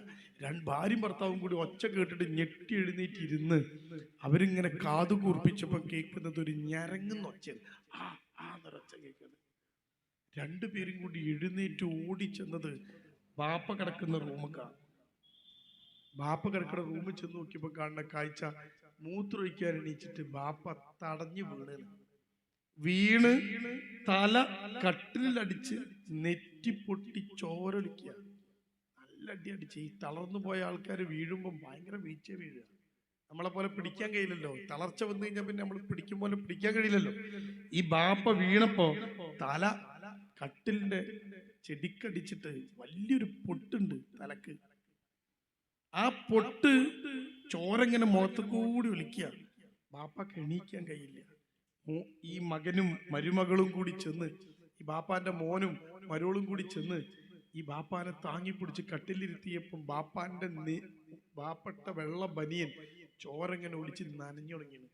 ഇയാൾ ഓടിച്ചെന്ന് അളമാറ തുറന്ന് തോർത്തുമുണ്ടെടുത്ത് മടക്കി ബാപ്പാന്റെ പൊട്ടിയ നെറ്റി ഇങ്ങനെ പൊത്തി പിടിച്ചിട്ട് ഭാര്യയോട് പറഞ്ഞു, എടി പെട്ടെന്നൊരു പറന്നെടുത്തിട്ട് ബാപ്പാനെ കൊണ്ടുപോകണം, ആശുപത്രി കൊണ്ടുപോകണം, നല്ല പൊട്ട. ഇതിങ്ങനെ അമർത്തി പിടിക്കാണ്. ബാപ്പാന്റെ ബാലൻസ് ഇങ്ങനെ പോയി തുടങ്ങി. ഈ പെണ്ണും ഈ ഭർത്താവും ഭാര്യയും കൂടി ബാപ്പാനെ താങ്ങിപ്പിടിച്ച് പൊക്കി നേരെ കൊണ്ടുപോയിട്ട് കൊലായിലെ കസാരയിൽ ഇരുത്തി. ഇയാൾക്ക് വണ്ടിയൊന്നുമില്ല. ഞാൻ പറഞ്ഞില്ലേ, പാവപ്പെട്ട മനുഷ്യനാ, വണ്ടിയൊന്നുമില്ല. അയാൾ ഫോൺ എടുത്തിട്ട് ഒരു കൈ കൊണ്ട് ബാപ്പാന്റെ തല ഇങ്ങനെ പൊത്തിപ്പിടിച്ച് മറ്റേ കൈ കൊണ്ട് ഫോൺ എടുത്തിട്ട് ഇയാൾ വിളിക്കണ് ഒരു ഓട്ടോറിക്ഷ കിട്ടാൻ. അടുത്തവിടെ ഒരു ഓട്ടോറിക്ഷക്കാരനുണ്ട്. കുറേ റിങ് ചെയ്തപ്പോൾ ആ ചെക്കൻ ഫോൺ എടുത്ത്. അയാൾ പറഞ്ഞു, ബാപ്പ ഇങ്ങനെ വീണിന് നെറ്റി പൊട്ടിയാണ്. ആ ചെക്കൻ പറഞ്ഞു, ഞാൻ വരാം, നിങ്ങൾ റെഡി ആയിട്ട് നിന്നോ. ഓട്ടോറിക്ഷക്കാരൻ വരാൻ വേണ്ടി ഇവര് കൊലായില് ബാപ്പാനെ കൊണ്ട് ഇരുത്തി. ഒരു കൈ കൊണ്ട് ബാപ്പാന്റെ നെറ്റി ഇങ്ങനെ പൊത്തിപ്പിടിച്ച് മറ്റേ കൈ കൊണ്ട് ബാപ്പാനെ താങ്ങി ഈ മോനിങ്ങനെ ഇരിക്കുക. ഈ ഉമ്മ ഓടിച്ചെന്ന് ഒരു പർദ്ദെടുത്തിട്ടിട്ട് കൊലായിൽ വന്നിട്ട് പറഞ്ഞ്, എത്തിയോ എന്ന് ചോദിച്ചപ്പോഴാണ് ഈ ഭർത്താവ് പറയണത്, എടി നമ്മൾ രണ്ടാളും ബാപ്പാനെയും കൊണ്ട് ആശുപത്രി പോയാല് മോള് വീട്ടിൽ ഒറ്റക്കല്ലേ, 15 വയസ്സുള്ളൊരു മോളെ ഒറ്റക്ക് വീട്ടിലിട്ടിട്ട് നമ്മൾ എങ്ങനെ പോകും, മോൾ ഒറ്റക്കല്ലേ. അപ്പോഴാണ് ഉമ്മ ആലോചിച്ച്, ശരി ഈ ബേജാറിൽ മറന്നുപോയി. ഉമ്മനോട് ബാപ്പ പറഞ്ഞു, നീ ഓടിച്ചെന്ന് മോളെ വിളിക്ക്, മോളെ വിളിച്ചിട്ട് മോളോട് പറയും പെട്ടെന്ന് മാറ്റിയിട്ട് ഇറങ്ങാൻ പറയും, നമുക്ക് ഒരുമിച്ച് പോവാ, വീട് പൂട്ടി പോവാ, ഏതായാലും ഇന്ന് പോയാൽ അവിടെ അഡ്മിറ്റ് ആക്കും, നാളെ ഡിസ്ചാർജ് ആവുള്ളൂ. പാപ്പാന്റെ പൊട്ട് നല്ല പൊട്ട. ഉമ്മ പർദ്ദയിട്ട് ഉമ്മ ഓടിക്കേറി കോണിപ്പടി മോളെ റൂമിൽ ചെന്നിട്ട് വാതിൽ തുറന്നപ്പോ അകത്തുനിന്ന് കുറ്റിയിട്ടുണ്ട്. ആ വീട്ടിൽ ആരുമില്ല, ബാപ്പയും ഉമ്മയും കോണി കയറാൻ കഴിയാത്തൊരു വല്യപ്പിയ. റൂം അകത്തുനിന്ന് കുറ്റിയിട്ടുണ്ട്. ആ റൂമിനകത്ത് മുട്ടിയിട്ട് ഉമ്മ വിളിക്കാൻ തുടങ്ങി, മോളെ വാതിൽ തുറക്ക്. ഒരു റെസ്പോൺസും ഇല്ല, ഒരു മറുപടിയും ഇല്ല. ആ റൂം മുട്ടി മുട്ടി മുട്ടി മുട്ടി ഉമ്മ ഒച്ച കൂടിയപ്പോ താഴേന്ന് ബാപ്പ ചോദിച്ചു, എന്താടി? ഉമ്മ പറഞ്ഞു, ഓള് റൂം കുറ്റിയിട്ടുണ്ട്, തുറക്കില്ല. കുറേ നേരം മുട്ടിയിട്ടും റെസ്പോൺസ് ഇല്ലാതായപ്പം ഉമ്മ വാതിലിന്റെ പിടി പിടിച്ചിട്ട് വാതിൽ തുറന്ന് കാലുകൊണ്ട് താഴെ ഭാഗത്തെ വാതിലിങ്ങനെ ചവിട്ടി പിടിച്ചപ്പോ വാതിലിനൊരു ഗ്യാപ്പ് വന്നു. മോളത്തെ കുറ്റിയാട്ട്. ആ ഗ്യാപ്പിന്റെ ഉള്ളിൽ കൂടി ഉമ്മ ഇങ്ങനെ നോക്കിയപ്പോ ഉമ്മാന്റെ മോള് ഉറങ്ങിയിട്ടില്ല, ഇങ്ങനെ റൂമിൽ നിൽക്കുക. സമാധാനായി, ഒന്നും സംഭവിച്ചിട്ടില്ലല്ലോ, ജീവനോടുണ്ടല്ലോ. ആ ഗ്യാപ്പിനുള്ളിലൂടെ ഉമ്മ വിളിച്ചു പറഞ്ഞു, മോളെ വല്യപ്പ വീണ്, തല പൊട്ടി, മാറ്റ്, നീ ഇറങ്ങി റൂം തുറക്ക്. ഉടനെ കുട്ടി പറയും അമ്മനോട്, ഉമ്മ പോയിക്കോ, ഞാൻ തുറന്നോളാം, ഉമ്മ പോയിക്കോ, ഞാൻ തുറന്നോളാം. ഉമ്മ പറഞ്ഞു, ഞാൻ പോവില്ല, നീ തുറക്ക്, വാതിൽ തുറക്ക്, ഇതിനെ കുറ്റിട്ട് തുറക്ക്. എത്ര പറഞ്ഞിട്ട് വാതിൽ തുറക്കില്ല. കുറെ നേരം കഴിഞ്ഞപ്പോ ഈ പെൺകുട്ടിക്ക് മനസ്സിലായി ഉമ്മ പോവില്ല, വല്യപ്പാന്റെ തല പൊട്ടിക്കല്ലേ, ഓട്ടോറിക്ഷ വരാനാവും. കുറച്ചു നേരം കഴിഞ്ഞപ്പോ റൂമിന്റെ വാതിലെടുത്ത് തുറന്നു. ആ ഉമ്മാന്റെ മുന്നിലൂടെ ഇറങ്ങിപ്പോയത്, 15 വയസ്സുകാരിയുടെ റൂമിൽ നിന്ന് ഇറങ്ങിപ്പോയത് ഒരു ചെക്കനാ. ഒരു ചെക്കൻ ഇറങ്ങിയിട്ട് പോവാണ്. ഉമ്മക്കൊന്നും ചെയ്യാൻ കഴിഞ്ഞില്ല, പേടിച്ച് വിറച്ച് നിൽക്കുക ഉമ്മ. ഓൻ കോണി ഇറങ്ങി ബാപ്പാന്റെ മുന്നിൽ കൂടി ഇറങ്ങിയിട്ട് പോയി. ബാപ്പാക്ക് എന്താ ചെയ്യാൻ പറ്റുക? ഒരു കൈകൊണ്ട് പൊത്തിപ്പിടിച്ചിരിക്കുകയാണ് ചോരയൊലിക്കുന്ന ബാപ്പാന്റെ നെറ്റി, മറ്റേ കൈകൊണ്ട് ബാപ്പാനെ താങ്ങിയിരിക്കുന്ന ബാപ്പാക്ക് ഒന്നും ചെയ്യാൻ കഴിയില്ലല്ലോ. ഈ ചെക്കൻ കൂളായിട്ട് ഇറങ്ങി പോവുള്ളൂ. ഉമ്മ 2 തല്ലൊക്കെ കൊടുത്ത് കട്ടുമ്പൊക്കെ ഒരു ഉന്തൊക്കെ ഉന്തി ആ കുട്ടിക്ക് ഒരു ഡ്രസ്സൊക്കെ ഇട്ടിട്ട് കുട്ടിയെയും കൊണ്ട് ബാപ്പാനെയും കൊണ്ട് ആസ്പത്രിയിൽ ചെന്നിട്ട് രാത്രി മുഴുവൻ ആ ബാപ്പയും ഉമ്മയും ഉറങ്ങില്ല. ഈ ബാപ്പ വീണ് നെറ്റി പൊട്ടിയതല്ല ഇവിടെ പ്രശ്നം, മോളെ റൂമിൽ നിന്ന് ഇറങ്ങിപ്പോയ ഒരു ചെറുക്കനെ കുറിച്ചിട്ട് അവരെ ചിന്ത. ആകെ ഉറങ്ങാതെ രാവിലെ വരെ നിന്ന് ഡോക്ടർ 9 മണിക്ക് വരും എന്ന് പറഞ്ഞ ഡോക്ടർ എത്തിയത് 9:30 മണിക്കാണ്. ഇവരെ കാണുന്നത് 10:30 മണിക്കാണ്. 10:30 മണിക്ക് ഡോക്ടർ കണ്ട് വാപ്പാനെ പരിശോധിച്ചിട്ട് പറഞ്ഞു പ്രശ്നമൊന്നുമില്ല, മുറിവ് ഡ്രസ്സ് ചെയ്യാൻ വേണ്ടിയിട്ട് 2-3 ദിവസം കഴിഞ്ഞിട്ട് ഒന്നുകൂടി വന്നാൽ മതി, ഇപ്പൊ പ്രശ്നമൊന്നുമില്ല, ശ്രദ്ധിക്കണം, ഒറ്റയ്ക്ക് കിടത്തരുത് എന്നൊക്കെ പറഞ്ഞ് വാപ്പാനെ ഡിസ്ചാർജ് ആക്കിയിട്ട് ഡോക്ടർ വിട്ട് 11 മണിക്ക് ഡിസ്ചാർജ് ആക്കി വീട്ടിലെത്തിയ ഉടൻ അവര് വിളിക്കുക എന്റെ ഫോണിലേക്ക്, സാറിനൊന്ന് കാണണം ഇന്ന് തന്നെ. ഞാൻ ചോദിച്ചു എന്താ പ്രശ്നം? ഇന്ന് തന്നെ കാണണം, നാളേക്ക് പറ്റൂല, എത്ര രാത്രി ആയാലും വേണ്ടിയില്ല കാണണം. ഞാൻ പറഞ്ഞു കുറച്ച് തിരക്കാണ്, ഇന്ന് വൃത്തിയില്ല, നിങ്ങൾ എന്തൊരു കാര്യം, നിങ്ങൾ എവിടെയുള്ളത് ഞങ്ങൾ കണ്ടുവരും. ഞാൻ പെട്ടു. ഞാൻ പറഞ്ഞു എന്താ പിന്നെ മഗ്‌രിബ് കഴിഞ്ഞിട്ട് ഞാൻ നോക്കട്ടെ, സമയം ഉണ്ടാക്കാൻ കഴിയുമോ നോക്കാം, നിങ്ങൾ വന്നോ. അങ്ങനെ മഗ്‌രിബ് കഴിയുമ്പോൾ അവര് വരിക. ഒരു 10ാം ക്ലാസ്സിൽ പഠിക്കുന്ന ഒരു 15 വയസ്സുകാരി പെൺകുട്ടി, കാണാനൊക്കെ ഭംഗിയുള്ള, ഉണ്ടോ, ആരോഗ്യമുള്ള, ബുദ്ധിയുള്ള, പഠിക്കുന്ന ഒരു പെൺകുട്ടി. ഒരു ഇംഗ്ലീഷ് മീഡിയം സ്കൂളിൽ അവൾ പഠിക്കുന്നത്. അവൾ എൻ്റെ മുമ്പില്, അവളെയും കൊണ്ടിട്ടാണ് ഇവരെൻ്റെ മുമ്പിൽ വന്നത്. ഈ കഥകളൊക്കെ ഇങ്ങനെ പറയുമ്പം ഉമ്മാന്റെ മുഖത്ത് വല്ലാത്തൊരു പേടിയുണ്ട്. ഈ കഥകളൊക്കെ പറയുമ്പോൾ ഉപ്പാന്റെ നെഞ്ചിലെ നെരിപ്പോടിന്റെ ചൂട് തൊട്ടടുത്തിരിക്കുന്ന എനിക്കിങ്ങനെ ഇങ്ങനെ അനുഭവിക്കാൻ പറ്റും. ആകെ ബേജാറിലാണ്. ആ ബാപ്പ പറഞ്ഞ വാക്ക് ഇങ്ങനെയാണ്, അടുപ്പിന്റെ ചൂടിനേക്കാൾ ചൂടുണ്ട് ജീവിതത്തിന്. അടുപ്പിന്റെ ചൂട് ഇത്ര ചൂടില്ല, എന്റെ മോള് തന്ന ചൂട് അതിനേക്കാളും വലിയ ചൂടാ. ആ ഇതിൽ നിൽക്കാൻ കഴിയില്ല. ആ ഒരു താളം തെറ്റിയ അവസ്ഥയിലാ വാപ്പയില്ലേ. ഞാൻ പറഞ്ഞു സാരല്ല, ഒന്നും സംഭവിച്ചിട്ടുണ്ടാവില്ല, നിങ്ങള് ഓളങ്ങട്ട് വിട്, പെൺകുട്ടിനെ അങ്ങോട്ട് വിട്, ഞാനൊന്ന് സംസാരിക്കട്ടെ. ആ പെൺകുട്ടിന്റെ മുമ്പിലേക്ക് വരികയാണ്. എത്ര തലയിക്കിട്ടാലും തലയിൽ നിൽക്കാത്തൊരു തട്ടം. അതാണ് ഇപ്പോഴത്തെ കുട്ടികളുടെ തട്ടം. 2 മുടി മുന്നിൽ ഇങ്ങനെ മുറിച്ചിട്ട് മുഖത്തിൽ ഇങ്ങനെ തൂക്കിയിട്ടുണ്ട്. അതപ്പോ സ്റ്റൈല് അല്ലേ? നിങ്ങളെ കുട്ടികളൊക്കെ നിങ്ങൾ നോക്കിയാൽ മതി. 2 മുടി ഇങ്ങനെ മുറിച്ച് തൂക്കിയിട്ടുണ്ടോ, ഇവിടെ വരെ അതിങ്ങനെ മുന്നിൽ കൂടി തൂക്കിയിട്ടുണ്ട്. 7 മണി കഴിഞ്ഞ് ഞാൻ അവരെ കാണുമ്പോഴും ആ പെൺകുട്ടിയുടെ ചുണ്ടിൽ ലിപ്സ്റ്റിക് ഉണ്ട്. ഒരു പ്രശ്നമായിട്ട് വന്ന കുട്ടിയാ. അവള് പുറത്തേക്ക് ഇറങ്ങുമ്പോൾ ലിപ്സ്റ്റിക് ഉണ്ട്. ലിപ്സ്റ്റിക് ഇടാതെ പുറത്തേക്ക് ഇറങ്ങിയ, ഇപ്പോ ഉടുക്കാതെ പുറത്തേക്ക് ഇറങ്ങിയ മരുത്ത പ്രതീതിയാണ് നമ്മളെ പെൺകുട്ടിയൊക്കെ. കണ്ണ് വാലിട്ട് എഴുതിയിരിക്കുന്നു. എന്തൊക്കെയോ സാധനം മുഖത്ത് തേച്ചിട്ട് മുഖം ഇങ്ങനെ മിന്നുണ്ട്. ആ പെൺകുട്ടീൻ്റെ മുമ്പിൽ ഇരിക്കുകയാണ്. ഞാൻ ആ കുട്ടീനോട് ഒറ്റ ചോദ്യം ചോദിച്ചു തുടക്കത്തില്, എന്ത് പണിയാ മോളെ നീ കാണിച്ചത്? നീ എന്ത് പണിയാ കാണിച്ചത്? ഒരു ചെക്കൻ ആരെങ്കിലും ഇങ്ങനെ വാതിലൊക്കെ തുറന്നു കൊടുക്കൂ രാത്രി പാതിരാക്ക്? എന്ത് പണിയാ നീ കാണിച്ചത്?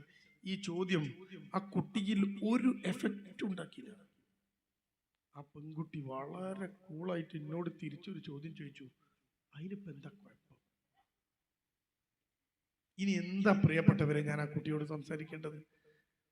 ഒരു ചെറുക്കനെ ആരാണെന്ന് പോലും ഉമ്മാക്കും ബാപ്പാക്കും അറിയാത്ത ഒരു ചെറുക്കൻ 2:30 മണി സമയത്ത് ഈ ബാപ്പ വീണതുകൊണ്ടാ. അതിന്റെ മുമ്പൊക്കെ ഈ ചെക്കൻ വന്നും പോയിട്ടുണ്ടാവും. ആരാ അത് കണ്ട്? ആരാ വീട് കുറ്റിയിടല്? ആരാ അത് തുറന്നു കൊടുക്കും? അപ്പോഴാണ് അറിയണത്, ഈ ബാപ്പ വീണപ്പോഴാണ് ഈ ചെക്കൻ റൂമിലുള്ളത് അറിയണത്. വീണതുകൊണ്ട് മാത്രമാണ്, അല്ലെങ്കിൽ അത് അറിയില്ലല്ലോ. ആ കുട്ടി ചോദിച്ച ചോദ്യം, അതിനെന്താ കുഴപ്പം? അപ്പൊ എന്താ മാറിയത്? രാത്രി 1:30 മണി സമയം, നല്ല തണുപ്പുള്ള രാത്രി, ഡിസംബർ മാസം, 2025 ഡിസംബർ മാസം, നല്ല തണുപ്പാ, നല്ല രസാ. സുബൈക്ക് പോകുമ്പോഴൊക്കെ ഇങ്ങനെ തണുത്ത് പോവാം. കണ്ടോ, സുബൈ നിസ്കരിക്കാൻ ഒറ്റ ഫാനും പള്ളിയിൽ ഓണാക്കേണ്ട ആവശ്യമില്ല. നല്ല തണുപ്പുള്ള സമയം, രാത്രിയും രാവിലെയും ഒക്കെ തണുപ്പുള്ള ഡിസംബർ മാസത്തില് ഒരു ബാപ്പി ഉമ്മി വീട്ടിൽ കിടന്നുറങ്ങാ. ഞാനിതൊക്കെ ഇങ്ങോട്ട് പറഞ്ഞെന്താ അറിയും, എന്താ മാറ്റം നമുക്ക് കണ്ടുപിടിക്കണല്ലോ, എന്നിട്ട് വേണമല്ലോ നമുക്ക് പരിഹാരം നിർദ്ദേശിക്കാൻ. ബാപ്പി ഉമ്മയൊക്കെ വീട്ടിൽ കിടന്നുറങ്ങുക. രാവിലെ മുതൽ വൈകുന്നേരം വരെ പണിക്ക് പോയി കഷ്ടപ്പെടുന്ന ഒരു ബാപ്പ കട്ടിന് കണ്ട ഉറങ്ങും. നിങ്ങളെ പെണ്ണുങ്ങളും തമ്മിൽ എപ്പോഴും കച്ചറുണ്ടാക്കുന്ന സാധനതാ. ഞാൻ ഇവിടെ ഉള്ള നിങ്ങൾക്ക് ഓർമ്മയില്ല, കിടന്നാ തുടങ്ങും കൂർക്കം വലിക്കാൻ. ഇതിനുള്ള നിങ്ങൾ പെണ്ണുങ്ങളും നമുക്ക് കച്ചറുണ്ടാക്കുക. ഈ മുഴുവൻ വെയിലും കൊണ്ട് പണിയെടുക്കണം. നമ്മളെ ക്ഷീണം അവർക്ക് പറഞ്ഞാൽ മനസ്സിലാവില്ല. ഓർക്ക് ഓരോ പണി വലുത്, നിങ്ങൾക്ക് നിങ്ങളെ പണി വലുത്. നിങ്ങളെ പണി എന്താന്ന് അവരും മനസ്സിലാക്കൂല, അവരെ പണി എന്താ നിങ്ങളും മനസ്സിലാക്കൂല. എന്നിട്ട് രണ്ടാളും ചോദിക്കും നിങ്ങൾക്ക് ഇപ്പൊ എന്താ പണി? ഭർത്താവും ചോദിക്കും അനക്ക് ഇപ്പൊ എന്താ അവിടെ പണി? മോളും ഇങ്ങോട്ടും ചോദിച്ചു നിങ്ങൾക്ക് ഇപ്പൊ എന്താ അവിടെ പണി? രണ്ടാക്കും ഒരു പണി എന്താ? അപ്പൊ കട്ടില് കണ്ട വാപ്പ ഉറങ്ങും. കാരണം എന്താ? നമ്മൾ ക്ഷീണിച്ചിട്ടുണ്ടാവും, അവസരമായി ഉണ്ടാവും. രാവിലെ ഒരു പണിയെടുത്തല്ലേ, ആരോടൊക്കെ പറയാ അല്ലെ? നമുക്ക് പറയാൻ ഒരു പുരുഷ കമ്മീഷൻ പോലും ഇല്ലാത്തൊരവസ്ഥയാണ്. അല്ലെ? ബസ് കയറി ഒരു പെണ്ണിങ്ങനെ വീഡിയോ എടുത്താണ് എന്നെ പീഡിപ്പിച്ചെന്ന് പറഞ്ഞാൽ അറസ്റ്റ് ചെയ്ത് കൊണ്ടുപോകുന്നെ. ആരാ നമുക്ക് സംസാരിക്കാനുള്ളത്? ആത്മഹത്യ ചെയ്തത് കൊണ്ടാണ് ആ പെണ്ണിനെ അറസ്റ്റ് ചെയ്തത്. അല്ലെങ്കിൽ പുരുഷന്മാർക്ക് വേണ്ടി സംസാരിക്കാൻ ഒരു പട്ടിക്കുഞ്ഞു പോലും ഇല്ലാത്തൊരു നാട് നമ്മളെ നാട്. ആരാണ് സംസാരിക്കാൻ? അപ്പൊ ഇതൊക്കെ പോട്ടെ, ആക്കെ അവിടെ നിൽക്കട്ടെ. ഈ ബാപ്പ ഉറങ്ങിപ്പോയി, ഉമ്മി ഉറങ്ങാണ്. 1:30 മണി സമയത്ത് ബാപ്പാന്റെ ഫോണ് ബെല്ലടിക്കുക. 1:30 മണി ഫോണ് ബെല്ലടിക്കുക. ഫോണ് ബെല്ലടിച്ച് കുറെ ബെല്ലടിച്ചപ്പോഴാണ് ഫോൺ എടുത്തിട്ട് ഇയാൾ ഉറക്കത്തിൽ ഇങ്ങനെ ചെവിയിൽ വെച്ച് ഹലോ എന്ന് പറഞ്ഞപ്പോ അപ്പുറത്തെ സൈഡിൽ നിന്ന് അയാൾ ചോദിച്ചു, ഇന്ന ആളല്ലേ ചോദിച്ചു. അയാൾ പറഞ്ഞു, ആ അതെ, ആരാ? ഉറക്കത്തിലാ ചോദിച്ചു. അങ്ങേ തലക്കെന്ന് പറഞ്ഞു, ഇത് പോലീസ് സ്റ്റേഷൻ. അപ്പൊ ഇയാൾ ഉറക്കം കണ്ടുപോയി. എന്തേ വിളിച്ചത് എന്ന് ചോദിച്ചപ്പോ പോലീസുകാരൻ പറഞ്ഞു, നിങ്ങളെ മോള് വീട്ടിലുണ്ടോ? പാപ്പ പറഞ്ഞു, പിന്നെ ഓള് റൂം സുഖമായിട്ട് കിടന്നുറങ്ങുന്നുണ്ട്. അത്യാവശ്യം സൗകര്യമൊക്കെ ഉള്ള വീടാണ്, AC റൂമൊക്കെ. വലിയൊരു പൈസക്കാരനല്ലെങ്കിലും അത്യാവശ്യം പൈസക്ക് എടുത്തിട്ടുണ്ട്. റൂമൊക്കെ AC. ഓള് റൂമിൽ കിടന്നുറങ്ങുന്നുണ്ടല്ലോ. അപ്പൊ പോലീസുകാരൻ പറഞ്ഞു, നിങ്ങളൊന്ന് പോയി വെക്കുക, ഓള് റൂമിലുണ്ടോ? പാപ്പ പോയി വെക്കുക, ഫോണും പിടിച്ചിട്ട് പോയി വെക്കുക. മോളെ റൂമില് AC വർക്ക് ചെയ്യുന്നുണ്ട്. ചെറിയ സ്പീഡിൽ ഫാന് കറങ്ങുന്നുണ്ട്. പുതപ്പ് ബെഡിലുണ്ട്. പെണ്ണിനെ കാണാനില്ല. അങ്ങനെ നിൽക്കുമ്പോഴാണ്, അങ്ങനെ പെണ്ണിനെ കാണാതിരിക്കുമ്പോ ഇയാൾ ബാത്റൂമൊക്കെ പോയി നോക്കിയപ്പോ ഒന്നും കാണാനില്ല. പുറത്തെ വാതിൽ നോക്കിയപ്പോ അകത്തത്തെ കുറ്റിയൊക്കെ തുറന്നാണ്. വാതിൽ താക്കോലോട് പൂട്ടിയാണ്. ഫ്രിഡ്ജിന്റെ മുകളിലാണ് താക്കോല് വെക്കുക. അതെടുത്താണ്ട് വാതിൽ പൂട്ടിയാണ്. അപ്പൊ ഈ പെണ്ണ് പുറത്തേക്ക് പോയിന്. അപ്പോ 1:30 മണി സമയത്ത് പോലീസുകാരൻ വിളിച്ചിട്ട് ബാപ്പനോട് മോളെ തിരയാൻ പറഞ്ഞപ്പോ മോളെ കാണാത്ത പേടിയിൽ ബാപ്പ പോലീസുകാരോട് ചോദിച്ചു, സാർ എന്റെ മോളെ കാണാനില്ല. പോലീസുകാരൻ പറഞ്ഞു, പേടിക്കണ്ട, ഞങ്ങൾ എടുത്തിട്ടുണ്ട്. കോഴിക്കോടുള്ള ഈ കുട്ടി, ആ കുട്ടീനെ 1:30 മണിക്കൂർ കിട്ടണ അറിയോ? ഒരു കുരുത്തക്കേടും കുട്ടി ഉണ്ടാക്കിയില്ല. ഒരു കുരുത്തക്കേടും. കോഴിക്കോട് താമരശ്ശേരി ചുരം, വയനാട്ടിലേക്ക് പോകാനുള്ള ചുരത്തിന്റെ പേരാ താമരശ്ശേരി ചുരം. താമരശ്ശേരി ചുരം വഴിയാണ് നമ്മുടെ നാട്ടിലേക്കൊക്കെ മയക്കുമരുന്ന് വരിക. MDMA എന്ന് പറയുന്ന രാസലഹരി ബാംഗ്ലൂരിൽ അതിന്റെ കേന്ദ്രം. അത് ഉണ്ടാക്കുന്ന ആൾക്കാർ ബാംഗ്ലൂരാ.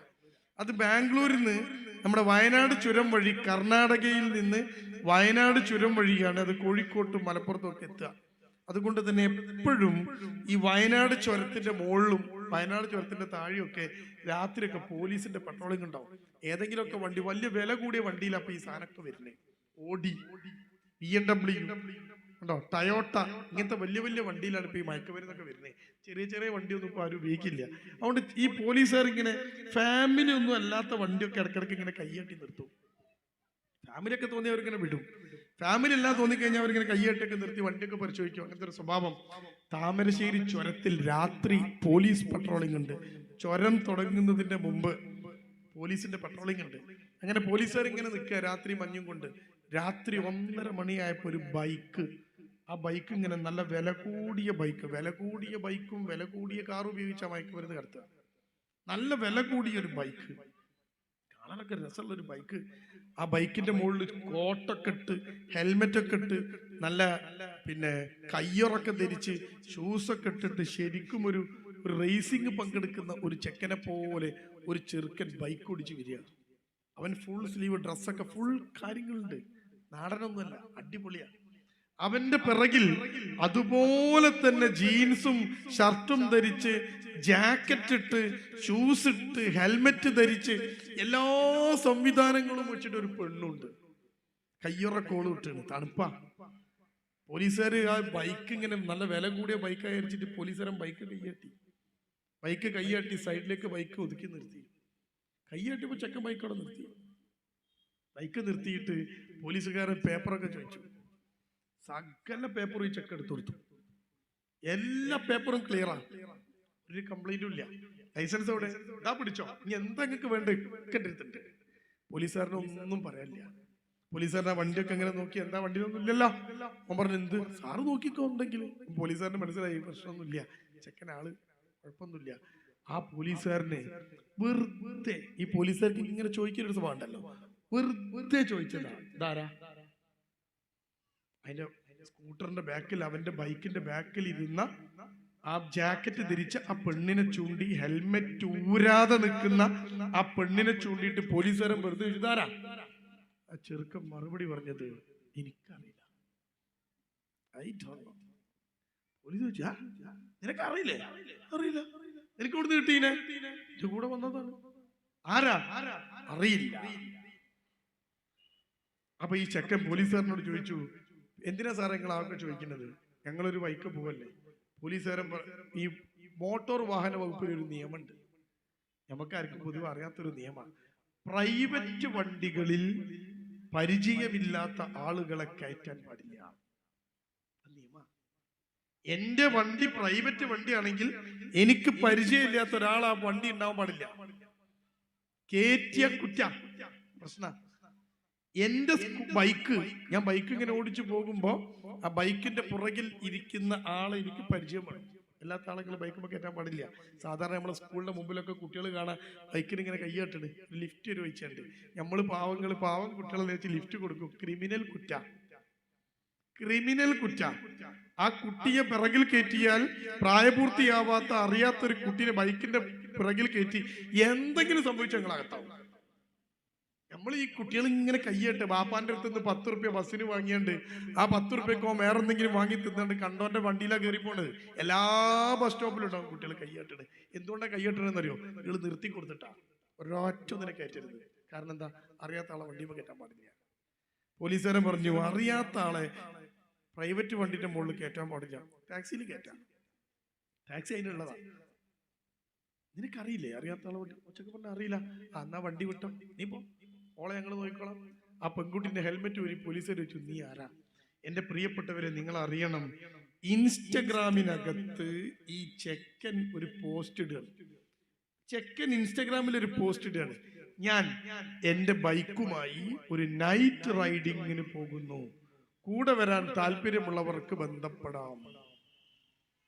നിബന്ധനകൾ: ഹെൽമെറ്റ് വേണം, യാത്ര ചെയ്യാനുള്ള സാധനങ്ങളൊക്കെ കയ്യിൽ വേണം.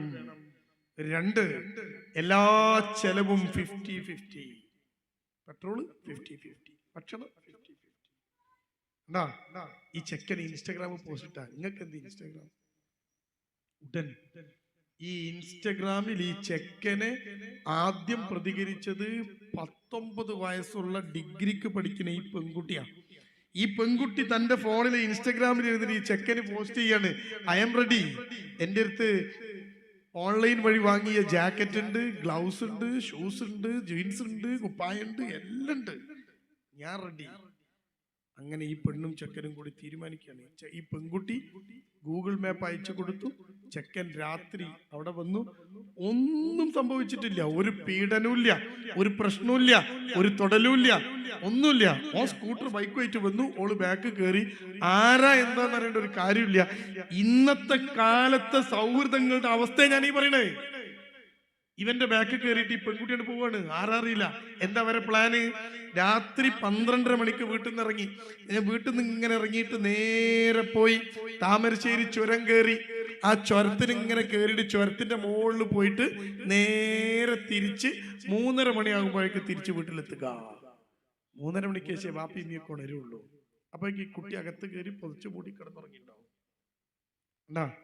നിങ്ങളൊക്കെ വിചാരിക്കുന്നുണ്ടാവും പ്രേമിക്കണ ചെക്കൻ്റെ കൂടെ ഇരുന്ന് പെൺകുട്ടി പോവുക, പ്രേമിക്കണ ചെക്കൻ്റെ കൂടെയാണ് അവർ യാത്ര ചെയ്യുക. അല്ല കൂട്ടരെ, ഇൻസ്റ്റഗ്രാമിലും വാട്സപ്പിലും ഒക്കെ ഇപ്പോ അറിയാത്ത സ്ട്രേഞ്ചേഴ്സിന്റെ കൂടെ യാത്ര ചെയ്യാൻ ആപ്പുകളും ഇൻസ്റ്റഗ്രാമിൽ കാര്യങ്ങളൊക്കെ ഉണ്ട്. നിങ്ങൾ നോക്കിയാൽ മനസ്സിലാവും.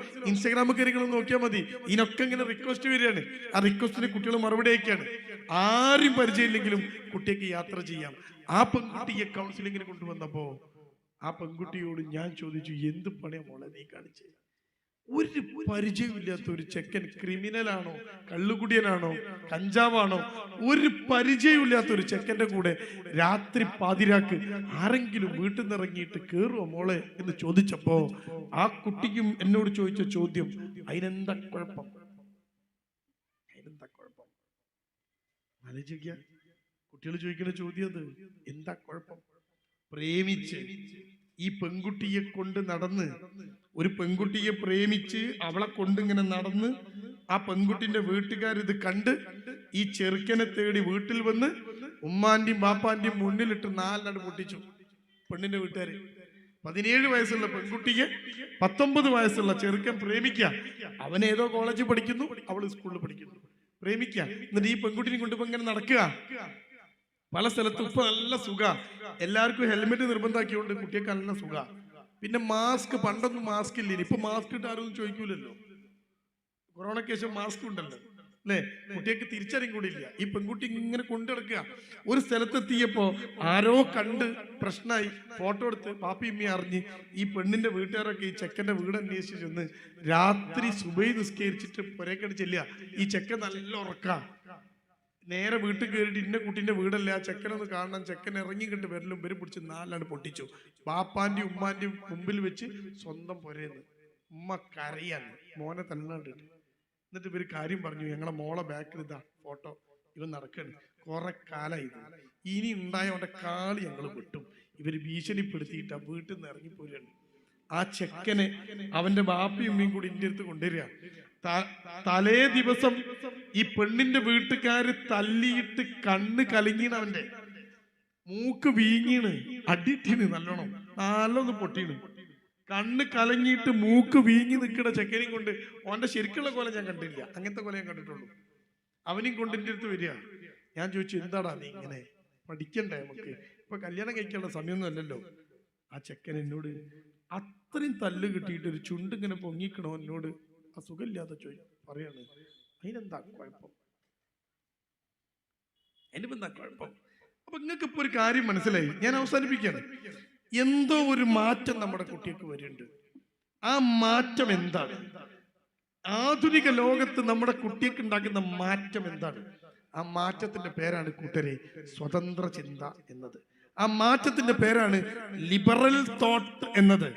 കണ്ടോ, നമ്മുടെ മക്കൾക്കകത്ത് ഈ സ്വതന്ത്ര ചിന്ത വല്ലാതെ വളർന്നിരിക്കുന്നു. ഈ മക്കൾ ചോദിക്കണം, ഒരു പ്രശ്നമില്ല, ആണും ഒരുമിച്ച് ജീവിക്കാം, എന്താ കുഴപ്പം?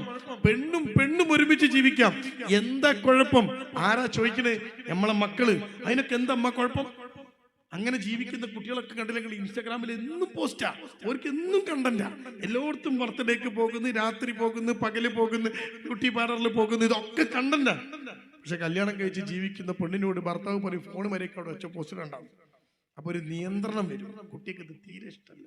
ഈ നിയന്ത്രണം ഇഷ്ടമില്ലാത്ത മക്കൾ അവര് സ്വതന്ത്രമായ ലോകത്തെ കുറിച്ച് ചിന്തിക്കുക, ആരും നിയന്ത്രിക്കാതെ എങ്ങനെ ജീവിക്കാമെന്ന് മക്കൾ ചിന്തിക്കുക.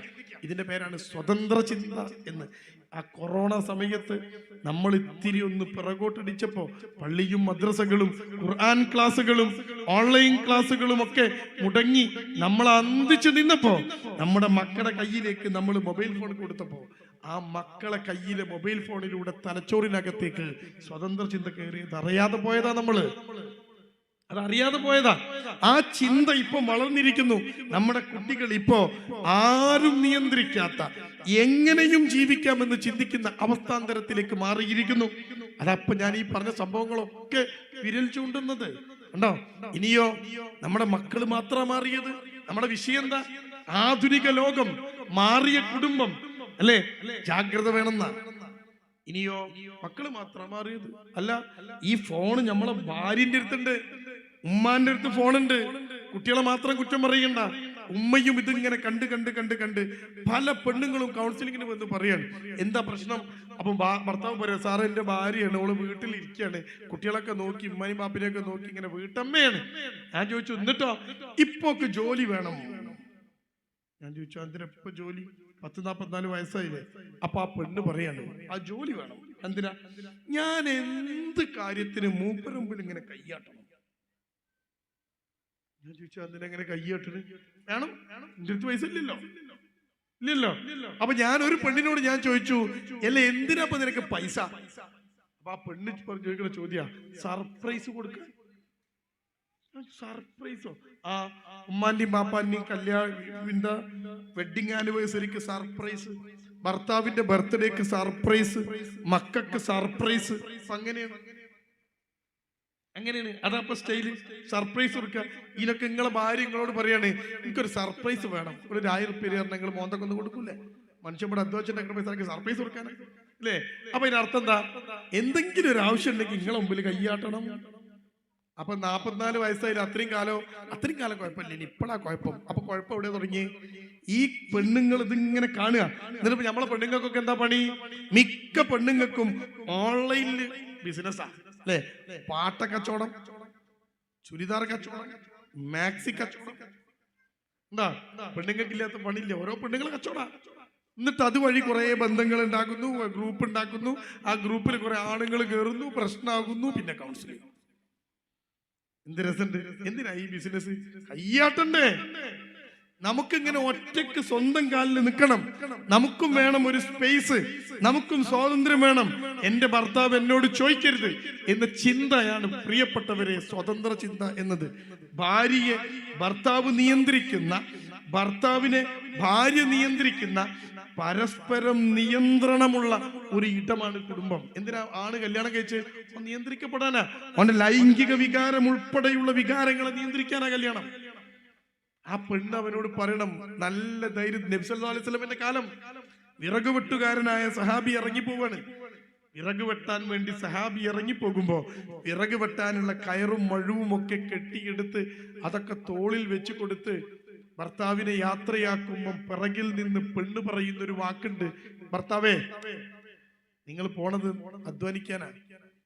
നിങ്ങൾ തിരിച്ചു വരുന്നത് വെറും കൈയോടെയാണെങ്കിൽ ഞങ്ങൾ പട്ടിണി കിടക്കാൻ തയ്യാറാണ്. പക്ഷേ ഹലാലല്ലാത്ത ഒന്നും ഞങ്ങളുടെ വീട്ടിലേക്ക് നിങ്ങൾ കൊണ്ടുവരരുത്. ആരാ നിയന്ത്രിക്കുന്നത്? ഈ ഭർത്താവിനെ നിയന്ത്രിക്കുന്നത് പെണ്ണാ. നിങ്ങൾ ഹലാലല്ലാത്ത ഒന്നും കൊണ്ടുവരരുത്, ഹറാമിന്റെ ഒരു കഷ്ണം കണ്ട് കയറ്റരുത്. കാരണം ഞങ്ങൾ എത്ര ആഴ്ചകൾ വിശന്നിരിക്കാൻ തയ്യാറാണ്, ഞാനും മക്കളും. പക്ഷേ ഒരു സെക്കൻഡ് പോലും നരകത്തിൽ കിടക്കാൻ തയ്യാറല്ല.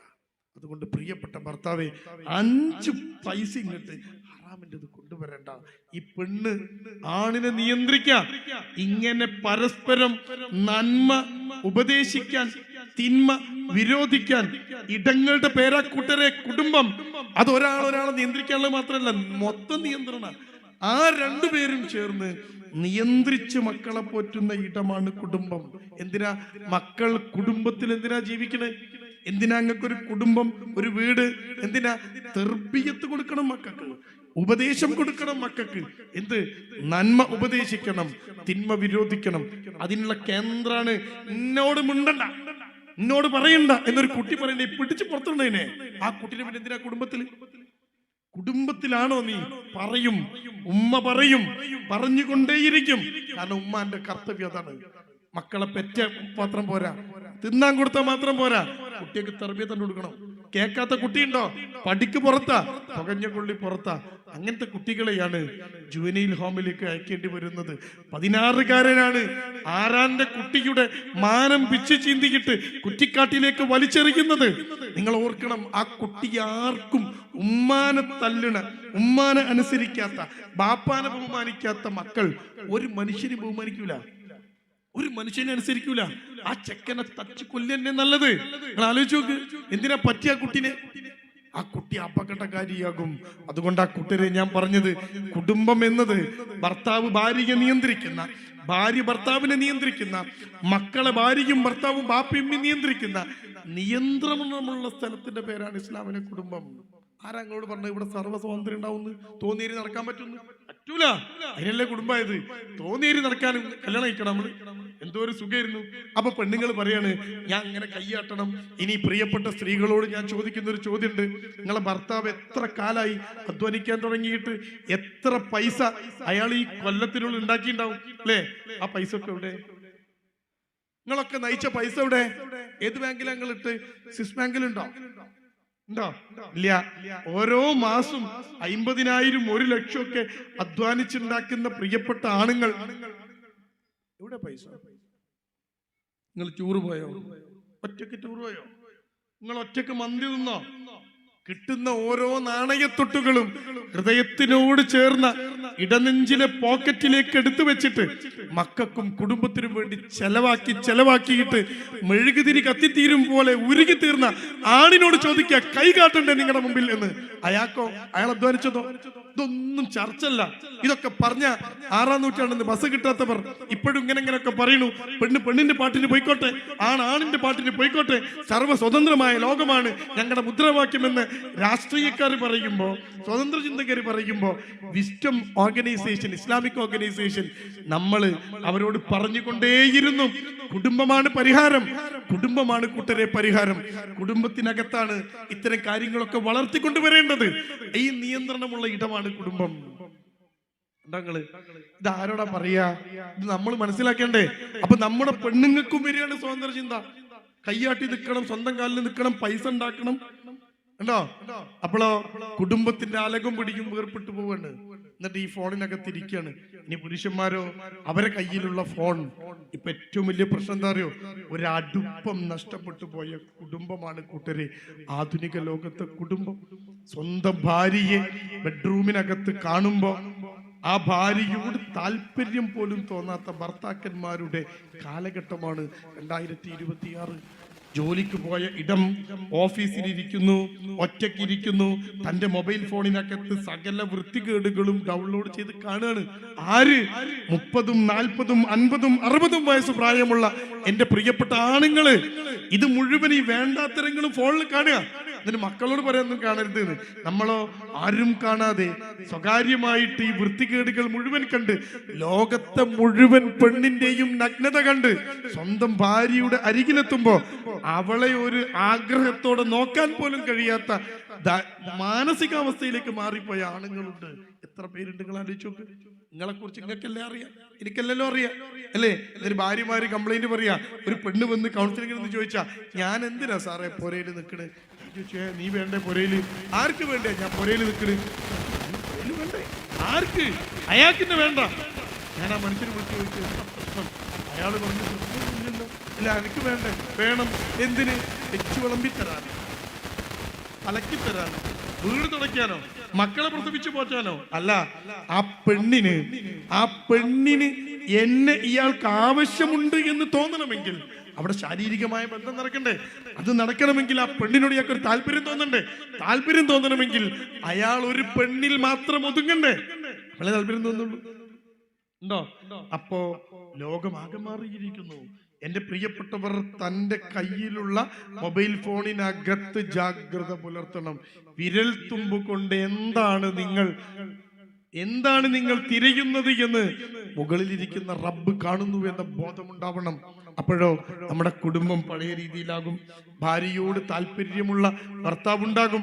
അവള് രാത്രി പാത്രം കഴുകി, അടുക്കള തുടച്ച് വൃത്തിയാക്കി റൂമിലേക്ക് കടന്നു വരുന്നത് കാത്തിരിക്കുന്ന ഭർത്താവുണ്ടാകും. ആ കാത്തിരിപ്പ് കണ്ട് മനം നിറയുന്ന ഭാര്യയുണ്ടാകും. മറ്റേതോ എന്ത്, അയാള് കിടന്നുറങ്ങണ്, അവള് വേറെ മൂലൊക്കെ കിടന്നുറങ്ങണ്. ഒരേർപ്പാട്. കല്യാണം കഴിഞ്ഞ് മക്കളൊക്കെ ആയി, ഇങ്ങനെ പോട്ടെ, നാട്ടുകാരറിഞ്ഞ എന്താ വിചാരിക്കുക? ആ ഒരു പ്രശ്നമേ ഉള്ളൂ അല്ലേ? അപ്പൊ നമ്മുടെ കുടുംബത്തിന്റെ അവസ്ഥ ഇവിടെ എന്തായത്? മക്കള് മാത്രം പ്രശ്നം അല്ല, ആകെ മാറ്റമുണ്ടായിരിക്കുന്നു. ചിന്തകൾ മാറിയിരിക്കുന്നു. ഈ നിയന്ത്രണമില്ലാത്ത ലോകമുണ്ടല്ലോ, ആധുനിക ലോകത്തിന്റെ നിയന്ത്രണം നഷ്ടപ്പെട്ട ഒരു കാലമുണ്ടല്ലോ. ഈ കാലവും ലോകവുമാണ് കൂട്ടരെ നമ്മുടെ മക്കളെ നാശമാക്കിയത്, നമ്മളെ പ്രശ്നമുള്ളവരാക്കിയത്. അവിടെ നിന്നുകൊണ്ടാണ് നമ്മൾ ചിന്തിക്കേണ്ടത്, എന്താണ് ഈ കുടുംബത്തിന് വേണ്ടത്, എന്താ നമ്മൾ വേണ്ടത്, എന്താണ് ഇതിന്റെ ഒരു പരിഹാരം? അതാ നമ്മൾ ചിന്തിക്കേണ്ടത്. അതുകൊണ്ട് എന്റെ ശബ്ദം കേൾക്കുന്ന സഹോദരി സഹോദരന്മാർ, മക്കൾ, ഇവരൊക്കെ ചിന്തിക്കേണ്ട ചിന്തമുണ്ട്. പരിഹാരം എന്താണ്? ആ പരിഹാരത്തിലേക്ക് നയിക്കേണ്ട നമ്മൾ ചോദിക്കുന്ന ചോദ്യത. ഇതൊക്കെ ലോകത്ത് നടക്കുന്നു. 16-കാരൻ 14-കാരിയെ പീഡിപ്പിച്ച് കൊലപ്പെടുത്തുന്നു അല്ലെ? +2 പഠിക്കുന്ന ചെറുക്കന്മാർ +1-കാരനെ മുറിക്കകത്തിട്ട് ക്രൂരമായി മർദ്ദിക്കുന്നു. പെൺ സുഹൃത്തിന് മെസ്സേജ് അയച്ചു എന്ന പേരിൽ മർദ്ദിക്കുന്നു. ഹോസ്റ്റൽ റൂമിൽ വസ്ത്രമഴിച്ച് ആൺകുട്ടിയെ കട്ടിലിൽ കാലും കൈയും കെട്ടിയിട്ടിട്ട് ബ്ലേഡ് കൊണ്ട് വരയുന്നു. എന്നിട്ട് ബാത്റൂം കഴുകുന്ന ലോഷൻ കൊണ്ടുവന്നിട്ട് താൻ മുറിച്ച മുറിവിനകത്ത് തേക്കുമ്പോ അവനിങ്ങനെ പെടയുമ്പോ ആ പെടയുന്നത് കണ്ട് സായുജ്യമടയുന്ന മാനസികാവസ്ഥയിലേക്ക് മാറിയ മക്കളുള്ള ലോകം. എന്താ പരിഹാരം? പോലീസ് കേസെടുക്കുന്ന പരിഹാരം? ജയിലിൽ നിറയുന്നതാ പരിഹാരം? ബസ്സിനകത്ത് കയറിയിട്ട് ആണിന്റെ മാനത്തിന് വിലയില്ല എന്ന് കരുതുന്ന സ്ത്രീകൾ ബസ്സിൽ കയറിയിട്ട് സകല വൃത്തികേടും കാണിച്ച് അങ്ങോട്ട് ചെന്ന് ഒരയ്ക്കാണ് കൈ അവളുടെ മാറ്. എന്നിട്ട് അവനെതിരെ പോസ്റ്റ് ഇട്ടിട്ട് ആത്മഹത്യ ചെയ്യുമ്പം ആളുകൾ ചോദിക്കുന്നു, ലോകം ചോദിക്കുന്നു, പരിഹാരം എന്ത് എന്ന്. നമ്മൾ എന്താ പറയേണ്ടത്? പരിഹാരം എന്താ പറയേണ്ടത്? നമ്മുടെ ചാനലുകൾ സകല വൃത്തികേടുകളും മനുഷ്യർക്ക് മുമ്പിൽ വലിച്ചിടുന്ന ചാനലുകൾ. എന്റെ പ്രിയപ്പെട്ട സർക്കാരെ, എന്റെ നാട്ടിലെ ജനങ്ങളെ, നിങ്ങൾ ആരെങ്കിലും ധൈര്യമുണ്ടോ നിങ്ങൾക്ക് ഈ വൃത്തികെട്ട ചാനലുകളെ നിരോധിക്കാൻ? തമാശ എന്ന പേരിൽ സകല വൃത്തികേടുകളും തെമ്മാടിത്തരങ്ങളും ഉളുപ്പില്ലാതെ പറയുന്ന എത്ര ചാനലുകളുണ്ട് ഈ കൊച്ചു കേരളത്തിൽ? ധൈര്യമുണ്ടോ നിങ്ങൾക്ക് നിരോധിക്കാൻ? ഈ പ്രമുഖമായ ഒരു ചാനൽ ഈ അടുത്ത കാലത്താണ് ബിഗ് ബോസ് എന്ന് പറയുന്ന പരിപാടി നടത്തിയത്. എന്തൊക്കെ വൃത്തികേടാണ്! ഒരു മുറിക്കകത്ത്, ഒരു വീട്ടിനകത്ത് ആണും പെണ്ണും ഇടകലർന്ന് വൃത്തികെട്ട ഡ്രസ്സുകൾ ധരിച്ച്, ആ പെണ്ണിനൊക്കെ ചില പെണ്ണുങ്ങളൊക്കെ അതിൽ കണ്ടാല് ഉടുക്കാത്ത പോലെയാണ്. എന്നിട്ട് കമന്റാ ഉടുത്തിട് അല്ലേ, കമന്റാ. എന്നിട്ട് ആണും പെണ്ണും ഇടകലർന്ന് ചേർന്ന് നാട്ടിലെ സകല വൃത്തികേട് രൂപത്തിൽ നടക്കുന്ന ഇസ്ലാമിന്റെ പുറത്തു പോയ മുസ്ലിം എന്ന് വിളിപ്പേരുള്ള പെണ്ണുങ്ങളൊക്കെ കൊണ്ടുവന്ന് ആ ചാനലിനകത്ത് ഇട്ട് നമ്മുടെ മക്കൾക്ക് വിരുന്നൊരുക്കിയിട്ട് 6ാം ക്ലാസ്സുകാരനും 7ാം ക്ലാസ്സുകാരിയും ഒക്കെ സ്കൂളിനകത്ത് ചർച്ച ചെയ്തത് ബിഗ് ബോസിൽ ആര് ജയിക്കുന്ന. ഉമ്മാമ കരഞ്ഞത് ഓന് കിട്ടിയില്ല, ഓക്ക് കിട്ടിയെന്ന് കഴിഞ്ഞിട്ടാ ഉമ്മാമ കരയണ്. തട്ടട്ട ഉമ്മാമ മുന്നിൽ അയ്യോ ഓക്കാ കിട്ടിയതില്ലേ, ഓനെ കിട്ടണ്ടീനി എന്നാ പറഞ്ഞത്. ആരാ കൂട്ടരെ മാറേണ്ടത്? ധൈര്യമുണ്ടോ നിങ്ങൾക്ക് ഇത്തരം പരിപാടികളെ നിയന്ത്രിക്കാൻ? നമ്മുടെ കുട്ടികളുടെ തലച്ചോറിനകത്തേക്ക് സകല വൃത്തികേടുകളും തിരികെ കയറ്റിയ ഈ ചാനലുകൾക്ക് നിയന്ത്രണമുണ്ടോ നമ്മുടെ ലോകത്ത്? ഇല്ല. ഇതെങ്ങനെ നന്നാവണ്ട്? ആരാ നന്നാക്കണ്ടേ? നിങ്ങൾ പരിഹാരം പറയൂ കൂട്ടരെ. ഇതിനെതിരെ കേസ് എടുത്തിട്ട് കുറെ ആളുകളെ കൊണ്ടുപോയി ജയിലിലടക്കലല്ല പരിഹാരം. പരിഹാരം ഞങ്ങളെടുത്തുണ്ട്. എന്താ പരിഹാരം? പരിഹാരം ഇസ്ലാമാണ്. പരിഹാരം തിരിച്ചുപോക്കാണ്. ഒരു ദീന് എല്ലാം കാണുന്ന CCTV നിങ്ങളെ സൂക്ഷിക്കുന്നു, ശ്രദ്ധിക്കുന്നു എന്ന് ബോർഡ് വെച്ചാ നമ്മളത് ഡീസന്റ് ആവും അല്ലേ? നമ്മളെന്താ ഇസ്ലാം പറയണ അറിയോ? ആകാശത്തുള്ള റബ്ബ് സകലതും കാണുന്നു. നിങ്ങളുടെ മനസ്സിന്റെ അകത്ത് രൂപപ്പെടുന്ന ആശയങ്ങളെ പോലും റബ്ബ് കാണുന്നു. എത്ര വലിയ കൊത്തളങ്ങൾക്കകത്ത് നിങ്ങൾ ഒളിച്ചാലും പ്രിയപ്പെട്ടവരെ റബ്ബ് കാണും. നിങ്ങൾ എന്താ തിരയുന്നത് വിരലുകൊണ്ട് റബ്ബ് കാണും. ബാത്റൂമിനകത്തെ സകല റൂമും അടച്ച് ഒരുത്തനും കാണൂല, അതാണല്ലോ ബാത്റൂം അല്ലേ? ആ ബാത്റൂമിനുള്ളിൽ നിങ്ങൾ എന്ത് ചെയ്യുന്നു എന്നത് പോലും കൃത്യമായി അറിയുന്ന ഒരു റബ്ബിന്റെ 24 മണിക്കൂറും ആഴ്ചയിൽ 7 ദിവസവും ഈ റബ്ബ് നമ്മളെ നിരീക്ഷിക്കുന്നു എന്ന ബോധമുള്ള ജനങ്ങളെ സൃഷ്ടിക്കുന്ന ഇസ്ലാമിന്റെ വക്താക്കളാവുക എന്ന പരിഹാരം ഞങ്ങളുടെ കയ്യിലുണ്ട് കൂട്ടരെ. നിങ്ങളുടെ അടുത്ത് എന്താ പരിഹാരമുള്ളത്? ഇത് ചെയ്യണമെന്ന് അറസ്റ്റ് ചെയ്യലോ, ജയിലിൽ നിറയ്ക്കലോ, ജുവനൈൽ ഹോം തികയാതെ വരും ഇല്ലേ? കുട്ടികളുടെ മനസ്സിനകത്തേക്ക് ഇത് കുത്തിവെക്കുക. പെണ്ണും ഒരുമിച്ച് ജീവിച്ചാൽ എന്താണ് കുഴപ്പം? അങ്ങനെ ജീവിക്കുന്ന പെണ്ണുങ്ങളെ ചാനലുകൾ കൊണ്ടുവന്നിട്ട് സൂപ്പർ സ്റ്റാറുകളാക്കി മാറ്റുകയാണ്. ആർക്കും വേണ്ടാതെ അഴുക്കുചാലിലേക്ക് തള്ളേണ്ടിയിരുന്നവർ ഇന്ന് സൂപ്പർ സ്റ്റാറുകളാണ്. അവരുടെ മേക്കപ്പിന്റെ കഥകളും അവരുടെ വസ്ത്രത്തിന്റെ കഥകളും അവരുടെ ജീവിതത്തിന്റെ കഥകളും ഒക്കെ കുട്ടികളിരുന്ന് ഷോർട്സും റീൽസുമായിട്ട് കാണുമ്പോൾ ഈ കുട്ടികൾ കുടുംബം എന്ന വ്യവസ്ഥിതി വേണ്ട എന്ന് പറയുമ്പോൾ നമ്മുടെ നാട് നാശത്തിലേക്ക് നീങ്ങുന്നു. റോഡുകൾ 6 വരിയായി മാറിയാൽ രാജ്യം പുരോഗമിക്കില്ല. വലിയ വലിയ ബിൽഡിങ്ങുകൾ ഉയർന്നാൽ ഒരു നാട് പുരോഗമിക്കില്ല. എല്ലാ വീടും 2 നിലയായി പെയിന്റ് അടിച്ചിട്ട് ഇങ്ങനെ തിളങ്ങിയാൽ നാട് പുരോഗമിക്കില്ല. LED ബൾബുകൾ ഇട്ട് അങ്ങാടികൾ മുഴുവൻ പ്രകാശപൂരിതമാക്കിയാൽ കൂട്ടരെ നാട് വികസിക്കുകയല്ല. ഒരു മനുഷ്യന്റെ ചിന്തകളെ സംസ്കരിക്കുമ്പോഴാണ് ഒരു നാട് വികസിക്കുക എന്ന് ആരാ പറഞ്ഞു കൊടുക്കുക ഈ കൂട്ടർക്ക്? ആ സംസ്കാരത്തിന് വേണ്ടിയിട്ടാണ്, സംസ്കരണത്തിന് വേണ്ടിയിട്ടാണ് ഇസ്ലാം നിലകൊണ്ടുന്നത്. Wisdom global Islamic organisation, Wisdom Islamic ഓർഗനൈസേഷന്റെ ഏറ്റവും വലിയ കാര്യം തന്നെയാണ്. നമ്മൾ എന്താ പറയുന്നത്? മനുഷ്യനെ സംസ്കരിക്കണം. ആ സംസ്കാരത്തിന് വേണ്ടിയിട്ട് അവൻ അള്ളയുണ്ട് എന്ന ബോധം വേണം. അവനെല്ലാം കാണുന്നു എന്ന് മക്കളറിയണം. പുതപ്പിനുള്ളിൽ നിന്ന് ഉമ്മ ഉറങ്ങി, ബാപ്പ ഉറങ്ങി, സഹോദരങ്ങളൊക്കെ കിടന്നു, വീട് ആരും അറിയില്ല എന്ന് തോന്നുമ്പോ കാമുകൻ തന്ന മൊബൈൽ ഫോൺ കയ്യിലെടുത്ത് പുതപ്പിനുള്ളിൽ നിന്ന് കാമുകനുമായി ചാറ്റ് ചെയ്യുന്ന ആ 17കാരി പെണ്ണുണ്ടല്ലോ, അവൾ അറിയാതെ പോയത് ആ അള്ളാ ഈ രാത്രിയിലും ഉറങ്ങാതിരിക്കുന്നുണ്ട്. ആയത്തുൽ കുർസി ഒക്കെ ചൊല്ലിക്കൊടുക്കണം, പറഞ്ഞു കൊടുക്കണം. അള്ളാഹ് ഉറക്കല്ല, അള്ളാഹ് ഉണർന്നിരിക്കും, സകലതും കാണും. നീ 12 മണിയാകുമ്പോ ഉമ്മയാണ് ഉറങ്ങണേ, 12 മണിയാകുമ്പോ ബാപ്പയാ ഉറങ്ങിയത്, നാടാ ലൈറ്റ് ഓഫ് ആക്കിയത്. ഉണർന്ന കണ്ണുകളുണ്ട്, അത് അള്ളാന്റെ കണ്ണാണ്. ആ അള്ളാന്റെ കണ്ണ് കാണുമ്പോൾ ചെക്കനോട് പറഞ്ഞു കൊടുക്കണം, നിന്നെ പടച്ചോൻ കാണും. ആ ബോധമുള്ള ഒരു മനുഷ്യൻ എങ്ങനെയാ തെറ്റിപ്പോവുക? ഈ മനുഷ്യനെ സംസ്കരിക്കാൻ ആധുനിക ലോകത്തിലെ സകല പ്രശ്നങ്ങളെയും ഇല്ലാതാക്കാൻ ഒറ്റ കാര്യമുള്ളൂ, നിങ്ങൾ ദീൻ കൊടുക്കുക. നിങ്ങളെ ഭർത്താവിന് ദീനുണ്ടോ? അമ്മമാരോട് ചോദിക്കി, സ്ത്രീകളോട് ചോദിക്കി, ഭർത്താവിന് ദീനുണ്ടോ? എങ്കിൽ ആ ഭർത്താവ് നിങ്ങൾക്ക് എങ്ങോട്ടും വിടാ, അയാൾ തെറ്റൂല. ഭാര്യക്ക് ദീനുണ്ടോ?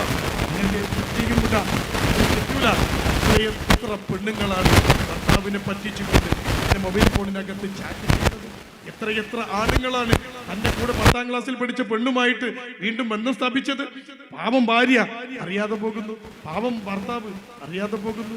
പറ്റിച്ച് ജീവിക്കാം. പക്ഷേ നമ്മൾ അറിയേണ്ടതെന്ന് അള്ളാഹ് കാണുന്നത്, സകലതും കാണുന്ന പടച്ചോൻ അല്ലേ? പിന്നെ ആർക്കാ പറ്റിക്കാൻ കഴിയും? ഇല്ല. ഇങ്ങനെ ഒരു സമൂഹത്തെ സൃഷ്ടിച്ചെടുക്കുകയാണ് ഇതിന്റെ പരിഹാരം. എനിക്ക് ഉമ്മമാരോട് ഞാൻ അവസാനിപ്പിക്കാൻ, ഞാൻ 9 മണിയായി അവസാനിപ്പിക്കാൻ. നമുക്ക് പിന്നെ നാളെ ഇപ്പോൾ ശനിയാഴ്ചയാണ്. ചില ആൾക്കാർക്ക് പണിക്ക് പോകാനുണ്ടാവും, സ്കൂൾ മാത്രമേ ഇല്ലാത്തതുള്ളൂ. അതുകൊണ്ട് ഞാൻ നീട്ടി പറയില്ല, അവസാനിപ്പിക്കാൻ. എൻ്റെ പ്രിയപ്പെട്ടവർ, മക്കളെ ശ്രദ്ധിക്കണം. മാറിയ ഈ ലോകത്തെ ജാഗ്രത നമ്മുടെ കുടുംബത്തിനകത്തേക്ക് കൊണ്ടുവരണം. എൻ്റെ മുമ്പിലിരിക്കുന്ന പുരുഷന്മാരോട് എനിക്ക് പറയാനുള്ളത്, കഴിവതും നേരത്തെ നിങ്ങൾ വീട്ടിലെത്തണം. കുടുംബത്തിനകത്ത് നിയന്ത്രണങ്ങൾ കൊണ്ടുവരണം. മക്കൾ രാത്രി വീട്ടിനകത്തുണ്ടെന്ന് ഉറപ്പുവരുത്തണം. ഞാൻ എന്തിനത് പറഞ്ഞെന്നറിയോ? കഴിയുമെങ്കിൽ വീട് പൂട്ടിയിട്ട് താക്കോല് നിങ്ങൾ പൂട്ടണം. അകത്തത് കുറ്റിയിട്ട് അകത്തത് തുറക്കാൻ പറ്റും. താക്കോലോട് പൂട്ടണം വീട്. ഒരുത്തനും പുറത്തുനിന്ന് അകത്ത് കിടക്കാൻ കഴിയരുത്. ഒരുത്തനും അകത്തുനിന്ന് പുറത്ത് കിടക്കാൻ കഴിയരുത്. വീട്ടിനകത്ത് പുറത്തേക്ക് പോകുന്ന എല്ലാ വാതിലുകളും എൻ്റെ പ്രിയപ്പെട്ട ഉപ്പമാരെ താക്കോലിട്ട് പൂട്ടി, ആ താക്കോല് നിങ്ങളുടെ റൂമിനകത്ത് തലയണന്റെ ചുറ്റും. കാരണം എന്താ, നമ്മളെ കുട്ടി അങ്ങനെ ഒന്നും ചെയ്യില്ല എന്ന് ചിന്തിക്കുന്നത് മക്കളാണ് ജോലിയിൽ പോകുന്നത്. അങ്ങനത്തെ മക്കളാണ് ജയിലിൽ കിടക്കുന്നത്. നമ്മളെ പക്ഷേ കാലഘട്ടം ഈ കുട്ടി തെറ്റിപ്പോവാനുള്ള സകല വഴിയുണ്ട്. അതുകൊണ്ട് ഞാൻ ഇനി പറയുന്ന കാര്യങ്ങളിൽ ജാഗ്രത പാലിക്കണം. ആരോടാ ഞാൻ പറയുന്നത്? ഉപ്പമാരോടാണ്, ഉമ്മമാരോടല്ല, ഉപ്പമാരോടാണ്. വീട്ടിനകത്ത് നിയന്ത്രണം കൊണ്ടുവരേണ്ട ആഭ്യന്തര വകുപ്പ് വീട്ടിനകത്ത് കൈകാര്യം ചെയ്യേണ്ടത് നിങ്ങളാണ്, അത് ഉമ്മയല്ല. നിങ്ങളാ. ആ കുട്ടികൾ, നിങ്ങൾക്ക് 4 മക്കളുണ്ടോ? ഈ 4 മക്കളും രാത്രി വീട്ടിനകത്ത് പോയിട്ടെന്ന് ഉറപ്പ് വരുത്തണം. എത്ര പ്രായമുള്ള കല്യാണം കഴിക്കാത്ത ആൺകുട്ടിയും പെൺകുട്ടിയും നിങ്ങളുടെ വീട്ടിനകത്തുണ്ടെങ്കിൽ അവർക്ക് രാത്രി സമയം കൊടുക്കണം. ആൺകുട്ടി ഉണ്ടോ? അവനോട് പറയണം മഗ്‌രിബിന് പുരയിലെത്തണം. ഇനി എന്തെങ്കിലുമൊക്കെ ഏർപ്പാടുണ്ടെങ്കിൽ ഇശാഇന് പള്ളിയിലെത്തി പിന്നെ പുരയിലെത്തണം. പെൺകുട്ടി ഉണ്ടോ?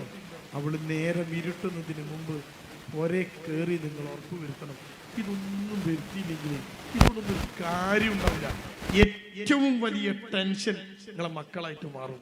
പിന്നെ ഒരു കാര്യം ഉണ്ടാവില്ല, ആ ചീത്തപ്പേര് പോവില്ല. നമുക്കെല്ലാം എത്ര പൈസ ഉണ്ടാക്കിയിട്ടും കാര്യമില്ല, എത്ര പറമ്പ് വാങ്ങിയിട്ടും കാര്യമില്ല, എത്ര വലിയ കാർ വാങ്ങിയിട്ടും കാര്യമില്ല. വീട് 10 kW സോളാർ കയറ്റിയിട്ട് മുഴുവൻ AC ആക്കിയിട്ട് കാര്യമില്ല. AC നിങ്ങളുടെ പുറം തണുപ്പിക്കാനേ പറ്റുള്ളൂ. അകം കുളിർക്കണമെങ്കിൽ മക്കൾ നന്നാവണം. ആ മക്കളെ വീട് വരുത്താൻ ഉണ്ടാക്കരുത്. അതുകൊണ്ട് രാത്രി നിങ്ങളുടെ മക്കള് വീട്ടിനകത്തുണ്ട് എന്ന് ഉറപ്പ് വരുത്തേണ്ട ആഭ്യന്തര വകുപ്പ് ബാപ്പമാരാണ്. അതിന് നിങ്ങൾ ആദ്യം പോലെ ഉറപ്പ് വരുത്തണം. രാത്രി ഈ ഭാഗത്തൊക്കെ ചില രാത്രി കറക്കം കുറച്ച് കൂടുതലുണ്ട്. ആൺകുട്ടിയേക്കും പെൺകുട്ടിയേക്കും മാത്രമല്ല, പാപ്പാർക്കും ഉണ്ട്. അതുകൊണ്ട് നിങ്ങൾ ആദ്യം പുരയിലെത്തിയെന്ന് ഉറപ്പ് വരുത്തണം. ഉണ്ടോ? എന്നിട്ട് കുട്ടികളെ വരുത്തണം. 2, നിങ്ങളുടെ മക്കൾക്ക് ഇപ്പൊ 8ാം ക്ലാസ് പഠിക്കുന്ന കുട്ടി മുതൽ കയ്യിൽ മൊബൈലാ. 10 പഠിക്കുന്ന കുട്ടിക്ക് മൊബൈലാ. +2 കഴിഞ്ഞാൽ പിന്നെ ഒരു നിവൃത്തിയില്ല. +2 കഴിഞ്ഞാൽ കുട്ടിക്ക് മൊബൈൽ കിട്ടിയില്ലെങ്കിൽ പിന്നെ യുദ്ധം തുടങ്ങും. കുട്ടികളെ കയ്യിൽ മൊബൈലാ. നിങ്ങൾ വാങ്ങിക്കൊടുത്തോ? ഒരു +2 ഒക്കെ കഴിയുമ്പോൾ മൊബൈലൊക്കെ കൊടുത്തോ? പക്ഷേ ഒരൊറ്റ കുട്ടിയും രാത്രി 9 മണിക്ക് ശേഷം മൊബൈൽ ഫോൺ ഉപയോഗിക്കരുത്. നിങ്ങൾ കൃത്യമായി വാങ്ങിക്കൊടുത്ത വാപ്പാക്ക് 9 മണിക്ക് അത് തിരിച്ചു വാങ്ങാൻ പറ്റണം. അല്ലെങ്കിൽ പിന്നെ നിങ്ങൾക്ക് അർത്ഥം എന്താണെന്ന് അറിയോ? നിങ്ങൾക്ക് നിയന്ത്രണം ഇല്ലെന്നാ. 9 മണിയാകുമ്പോ നിങ്ങളുടെ മകൻ, കല്യാണം കഴിക്കാത്ത മകൻ, 21 വയസ്സുള്ള മകൻ, അവൻ ഫോണ് വാപ്പാന്റെ അടുത്ത് തരണം. നമ്മളെ വീട്ടിലെ നിയമതാ. ഇന്ത്യ മഹാരാജ്യത്ത് ഒരു നിയമം ഉണ്ടല്ലോ, ഞാൻ ടാക്സ് കൊടുക്കുന്നുണ്ട് ഈ റോഡിന്, എന്റെ വണ്ടിക്ക് ഓരോ കൊല്ലം ടാക്സ് അടക്കുന്നുണ്ട് ഈ റോഡിന് എന്ന് വിചാരിച്ചിട്ട് എല്ലാവരും അടുത്ത് കൂടി വണ്ടി ഓടിക്കുമ്പോൾ എനിക്ക് വലത്തു കൂടി ഓടിക്കാൻ പറ്റുമോ? ഞാൻ വലത്തു കൂടി വണ്ടി ഓടിക്കുമ്പോൾ ഒരുത്തം നിർത്തി ചോദിച്ചു, എന്താ ഇതിൽ ഓടിക്കണേ? ഞാൻ ടാക്സ് കൊടുക്കുന്ന റോഡ്, എനിക്ക് തോന്നിയ മാതിരി പറ്റുമോ? എല്ലാ നിയമങ്ങളും അനുസരിച്ച് മാത്രമേ ഈ രാജ്യത്തേക്ക് ജീവിക്കാൻ പറ്റുള്ളൂ. നിയമം തെറ്റിച്ചാൽ ശിക്ഷിക്കപ്പെടും. നമ്മുടെ വീട്ടിനകത്ത് ഒരു നിയമം വേണം. എന്താ വാപ്പാ, എന്റെ ഫ്രണ്ട്സിന്റെ വീട്ടിലൊന്നും 9 മണിക്ക് ഫോൺ വാങ്ങില്ലല്ലോ, അതവിടെ, അത് കാനഡ, ഇത് ഇന്ത്യ. എന്താ നമ്മുടെ വീട്ടിൽ ഇന്ത്യ നിയമം, നമ്മുടെ നിയമത്താണ്. നിങ്ങളൊക്കെ ഫോൺ വെച്ചോളൂ. പെൺകുട്ടിയുടെ അടുത്ത് ഫോൺ ഉണ്ടോ? കുട്ടികൾ പറയും പഠിക്കാൻ ഫോൺ വേണം. എന്തിനാ പഠിക്കാൻ ഫോൺ? എനിക്ക് മനസ്സിലായില്ല. SLC പരീക്ഷയ്ക്ക് എല്ലാ ചോദ്യവും ടെക്സ്റ്റ് ബുക്കിനകത്ത് നിന്നാ ചോദിക്കുക. +2 പരീക്ഷയ്ക്ക് ഒരൊറ്റ ചോദ്യവും ടെക്സ്റ്റ് ബുക്കിന്റെ പുറത്ത് ചോദിക്കില്ല. എന്തിനാ ഈ ഫോൺ? എനിക്ക് മനസ്സിലായില്ല. അത് പറയല്ലേ കുട്ടികൾ. അതിലാ മെസ്സേജ് വരിക, അതിലാ ടൈം ടേബിൾ. പ്രിയപ്പെട്ടവരെ, ടൈം ടേബിൾ, ഞാൻ കോളേജിൽ വർക്ക് ചെയ്യണ അധ്യാപകൻ, ടൈം ടേബിളൊക്കെ എപ്പോഴും പഴയ മൈൻഡ്. അതിങ്ങനെ വരച്ചു കൊടുക്കല. തിങ്കളാഴ്ച കുട്ടികൾ വെറുതെ പറയാ. അല്ലെങ്കിൽ നിങ്ങൾ സ്കൂൾക്ക് വിളിച്ചു ചോദിച്ചു നോക്ക്. വിദ്യാഭ്യാസ വകുപ്പിന്റെ കൃത്യമായ സർക്കുലറുണ്ട്. മൊബൈൽ ഫോണിനകത്ത് കുട്ടിക്ക് പഠിക്കാനുള്ളതൊന്നും അയക്കരുത്. ഞാൻ സ്കൂളിലെ കാര്യം പറഞ്ഞു കേട്ടോ, കോളേജിലെ കാര്യം ഉണ്ട്. നിങ്ങൾ വേണമെങ്കിൽ എൻ്റെ അടുത്ത് ചോദിച്ചാൽ ഞാൻ തരാം. എൻ്റെ അടുത്തുണ്ട് ഉത്തരവ്. ഒന്നും നിങ്ങൾ മൊബൈൽ ഫോണിനകത്ത് കൊടുക്കരുത് കുട്ടികൾക്ക്. കാരണം കുട്ടികൾ മൊബൈൽ ഫോണിന് അടിമയാകുന്നുള്ളതുണ്ട്. എപ്പോഴുള്ള ഉത്തരവ് അറിയോ? കൊറോണയ്ക്ക് ശേഷം, മുമ്പല്ല. പിന്നെന്താ അവർ പഠിക്കുന്നത്? ഒന്നും വിശ്വസിക്കരുത്. ഒന്നും ബുക്കൊക്കെ പഠിച്ച ബുക്കിലുണ്ട്. പണ്ടത്തെ മാതിരി തന്നെ പിന്നെ എപ്പോഴും പുസ്തകമുള്ളത്, പുസ്തകത്തിലാണ് പഠിക്കാനുള്ളത്. അത് നോക്കി പഠിക്കട്ടെ. എന്നിട്ട് ഒക്കെ ഫോണ് അല്ലേ. എന്നിട്ട് സ്കൂളിൽ പോയി കണ്ട് ഒറ്റ ക്ലാസ് പഠിക്കില്ല. കാരണം എന്താ? യൂട്യൂബിലെ ക്ലാസ് കേൾക്കുക, സ്കൂളിൽ പാഷന്മാർ ക്ലാസ് മൈൻഡപ്പിക്കുക, കഥ കളിക്കുക, യൂട്യൂബ് ക്ലാസ് വെക്കുക, നടക്കൂല. അപ്പൊ രാത്രി ഫോണിൽ പഠിത്തല്ല, ഫോണ് വാങ്ങി വെക്കണം. അപ്പോഴേ നിങ്ങളുടെ കുട്ടി, അതാണ് നിങ്ങൾക്ക് ഉണ്ടാകേണ്ട ജാഗ്രത. എന്താ? 3 നിങ്ങളുടെ മക്കളെ ശ്രദ്ധിക്കണം. ആൺകുട്ടിന്റെ പാൻറ്റും കുപ്പായും തിരുമ്പാൻ ഉമ്മാൻ്റെ അടുത്ത് കിട്ടുമ്പോൾ, എൻ്റെ പ്രിയപ്പെട്ട ഉമ്മമാരെ, പാൻറ്റിന്റെ പോക്കറ്റ് പുറത്തേക്ക് വലിച്ചിട്ട് മണത്ത് നോക്കണം. സിഗരറ്റിന്റെ മണമുണ്ടോ? കഞ്ചാവിന്റെ മണമുണ്ടോ? എന്തെങ്കിലും മണം വ്യത്യാസം ഉണ്ടോന്ന്. ഈ പെണ്ണുങ്ങൾക്ക് മണത്ത് കണ്ടുപിടിക്കാനുള്ള ശേഷി നല്ല കൂടുതലുള്ള ആൾക്കാരാണ്. അതുകൊണ്ട് പാൻറ്റിന്റെ പോക്കറ്റിന് പിടിച്ചിടണം. എന്നാ അപ്പൊ എന്തെങ്കിലും ഒന്ന് പോക്കറ്റ്, ഈ കുപ്പായത്തിന്റെ കീശക്കട വലിച്ചാൽ കിട്ടും, തിരുമ്പാൻ കിട്ടുമ്പോൾ കിട്ടും. ഉമ്മാക്കിന്റെ കയ്യിലാതെ കിട്ടുക. ഓന്റെ യൂണിഫോം മണത്ത് നോക്കണം. ഓൻ കാണരുത്. സ്കൂളിൽ പോകുമ്പോൾ മണത്താൽ മതി. ഓന്റെ മുമ്പിൽ ഇത് മണക്കാൻ എന്നാ ആ പാൻറ് കുപ്പായിട്ട് മണത്ത് വെക്കുക.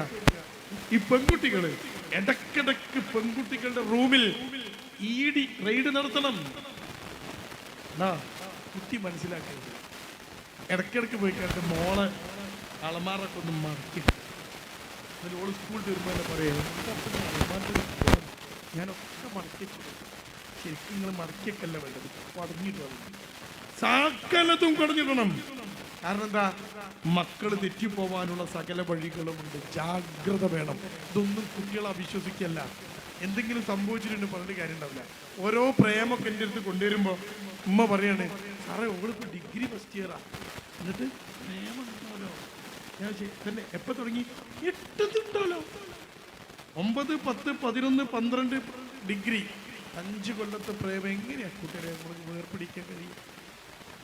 എന്താ ഉമ്മ അറിയാതെ പോയത്? അപ്പൊ നമ്മൾ ജാഗ്രത പാലിക്കണം. കുട്ടികളെ അന്ധമായിട്ട് വിശ്വസിക്കരുത്. പക്ഷേ കുട്ടികളെ വിശ്വസിക്കണം. എന്നാൽ ഒരു ശ്രദ്ധ വേണം. ഉണ്ടോ? ഒരു ശ്രദ്ധ, അതാണ് ജാഗ്രത എന്ന് പറഞ്ഞാൽ. അപ്പോൾ കുട്ടികളുടെ വസ്ത്രം അലക്കാനെടുക്കുമ്പോൾ കുട്ടികളുടെ ബാഗ് ഇടയ്ക്കിടയ്ക്ക് കുടഞ്ഞിടണം. എല്ലാം ചെയ്യേണ്ടത് ഉമ്മമാരാണ്. ഇത് ഉമ്മൻ്റെ പണിയാണ്. ഉമ്മൻ്റെ പണിയാണ്. അടുത്തത് ട്യൂഷൻ ക്ലാസ്. ഇത് അറിയാതിരിക്കാൻ പറ്റില്ല. സ്കൂളുകളിൽ അനുവദിക്കാത്ത സകല വൃത്തികേടുകളും അനുവദിച്ചു കൊടുക്കുന്നത് ട്യൂഷൻ ക്ലാസ്സുകൾ. മിക്ക ട്യൂഷൻ ക്ലാസ് അല്ലേ? നമ്മുടെ താമരശ്ശേരി ഭാഗത്ത് ഷഹബാസ് എന്ന് പറയുന്ന ഒരു ചെറുക്കൻ നെഞ്ചാക്ക് കൊണ്ട് തലക്കടിയേറ്റ് തലച്ചോറ് കലങ്ങി വീട്ടിലെത്തിയിട്ട് കുഴഞ്ഞു വീണ് ഹോസ്പിറ്റലിലെത്തിയപ്പോഴേക്കും മരണപ്പെടുകയാണ്. ആ ചെക്കനെ അടിച്ചു പരിക്കേൽപ്പിച്ച ചെക്കന്മാരിപ്പോൾ ജുവനൈൽ ഹോമിലാണ്, വീട്ടിലുണ്ട്, ജാമ്യം കിട്ടുന്നു, ഹോമിലാണ്. ഉണ്ടോ? അവരവിടെ ഉണ്ട്. ഈ ചെക്കന്മാർ പ്രശ്നമുണ്ടാക്കിയത് എവിടുന്ന തുടക്കം? സ്കൂളിൽ നിന്നല്ല. സ്കൂളിൽ ഇപ്പോൾ വലിയ പ്രശ്നങ്ങളൊന്നും അനുഭവിക്കും, ക്ഷേത്രാത്രങ്ങളൊക്കെ ഒരു നിയന്ത്രണത്തിലാണ് പോണത്.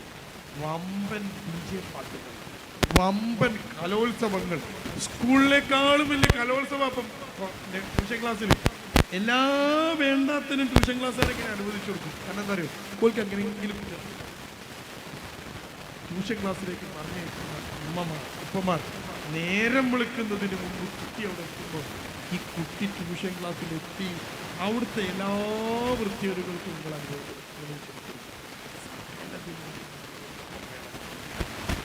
കേട്ടോ? അടുത്തത് ഞാൻ അവസാനിപ്പിക്കാം. അടുത്തത് മക്കൾ, കുടുംബം.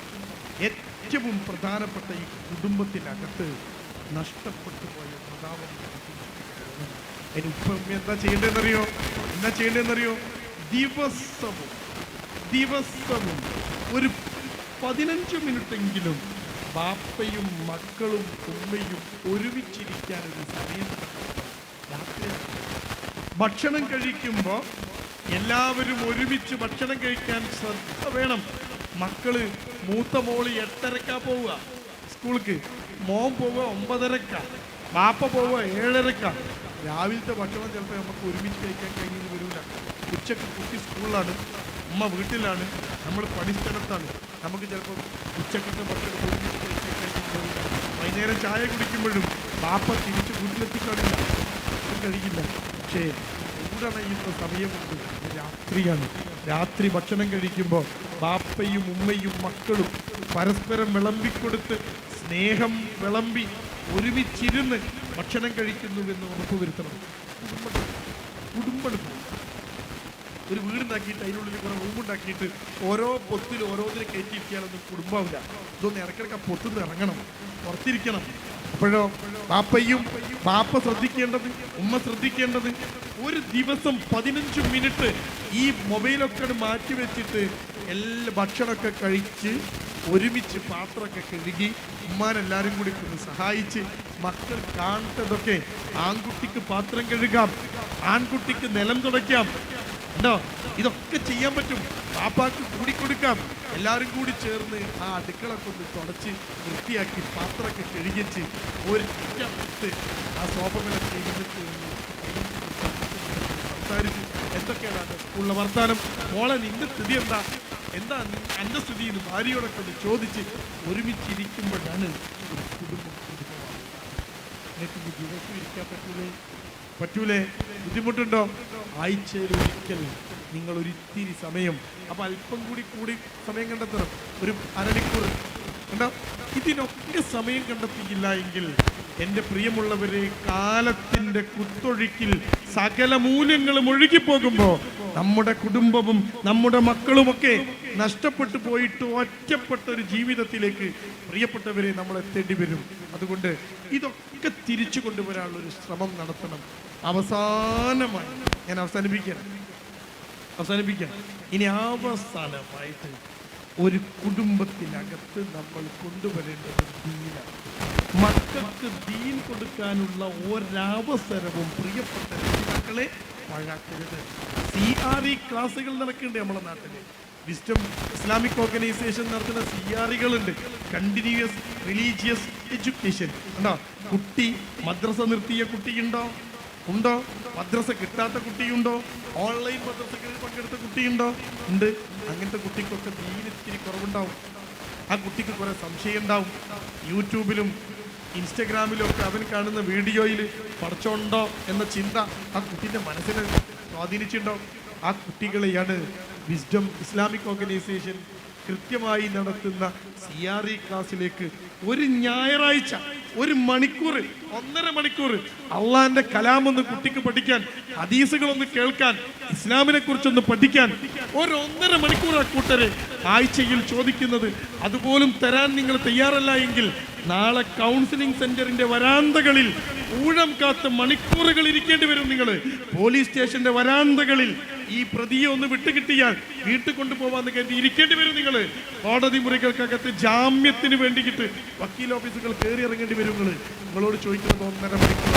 ആ 1.5 മണിക്കൂർ സമയം നിങ്ങളെ കുട്ടികൾ ട്യൂഷൻ ക്ലാസ് ഒക്കെ ഒഴിവാക്കി കളി.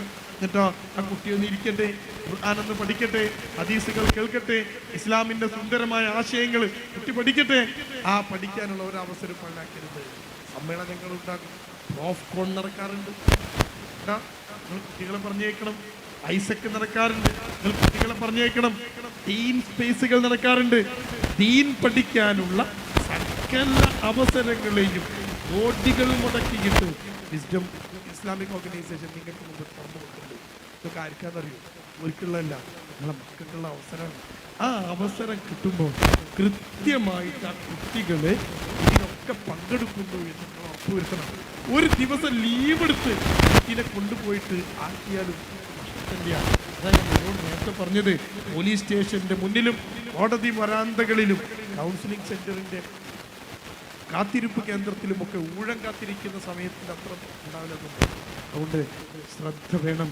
ദീനാണ് പരിഹാരം, കുടുംബമാണ് പരിഹാരം. ജാഗരൂകരാവണം.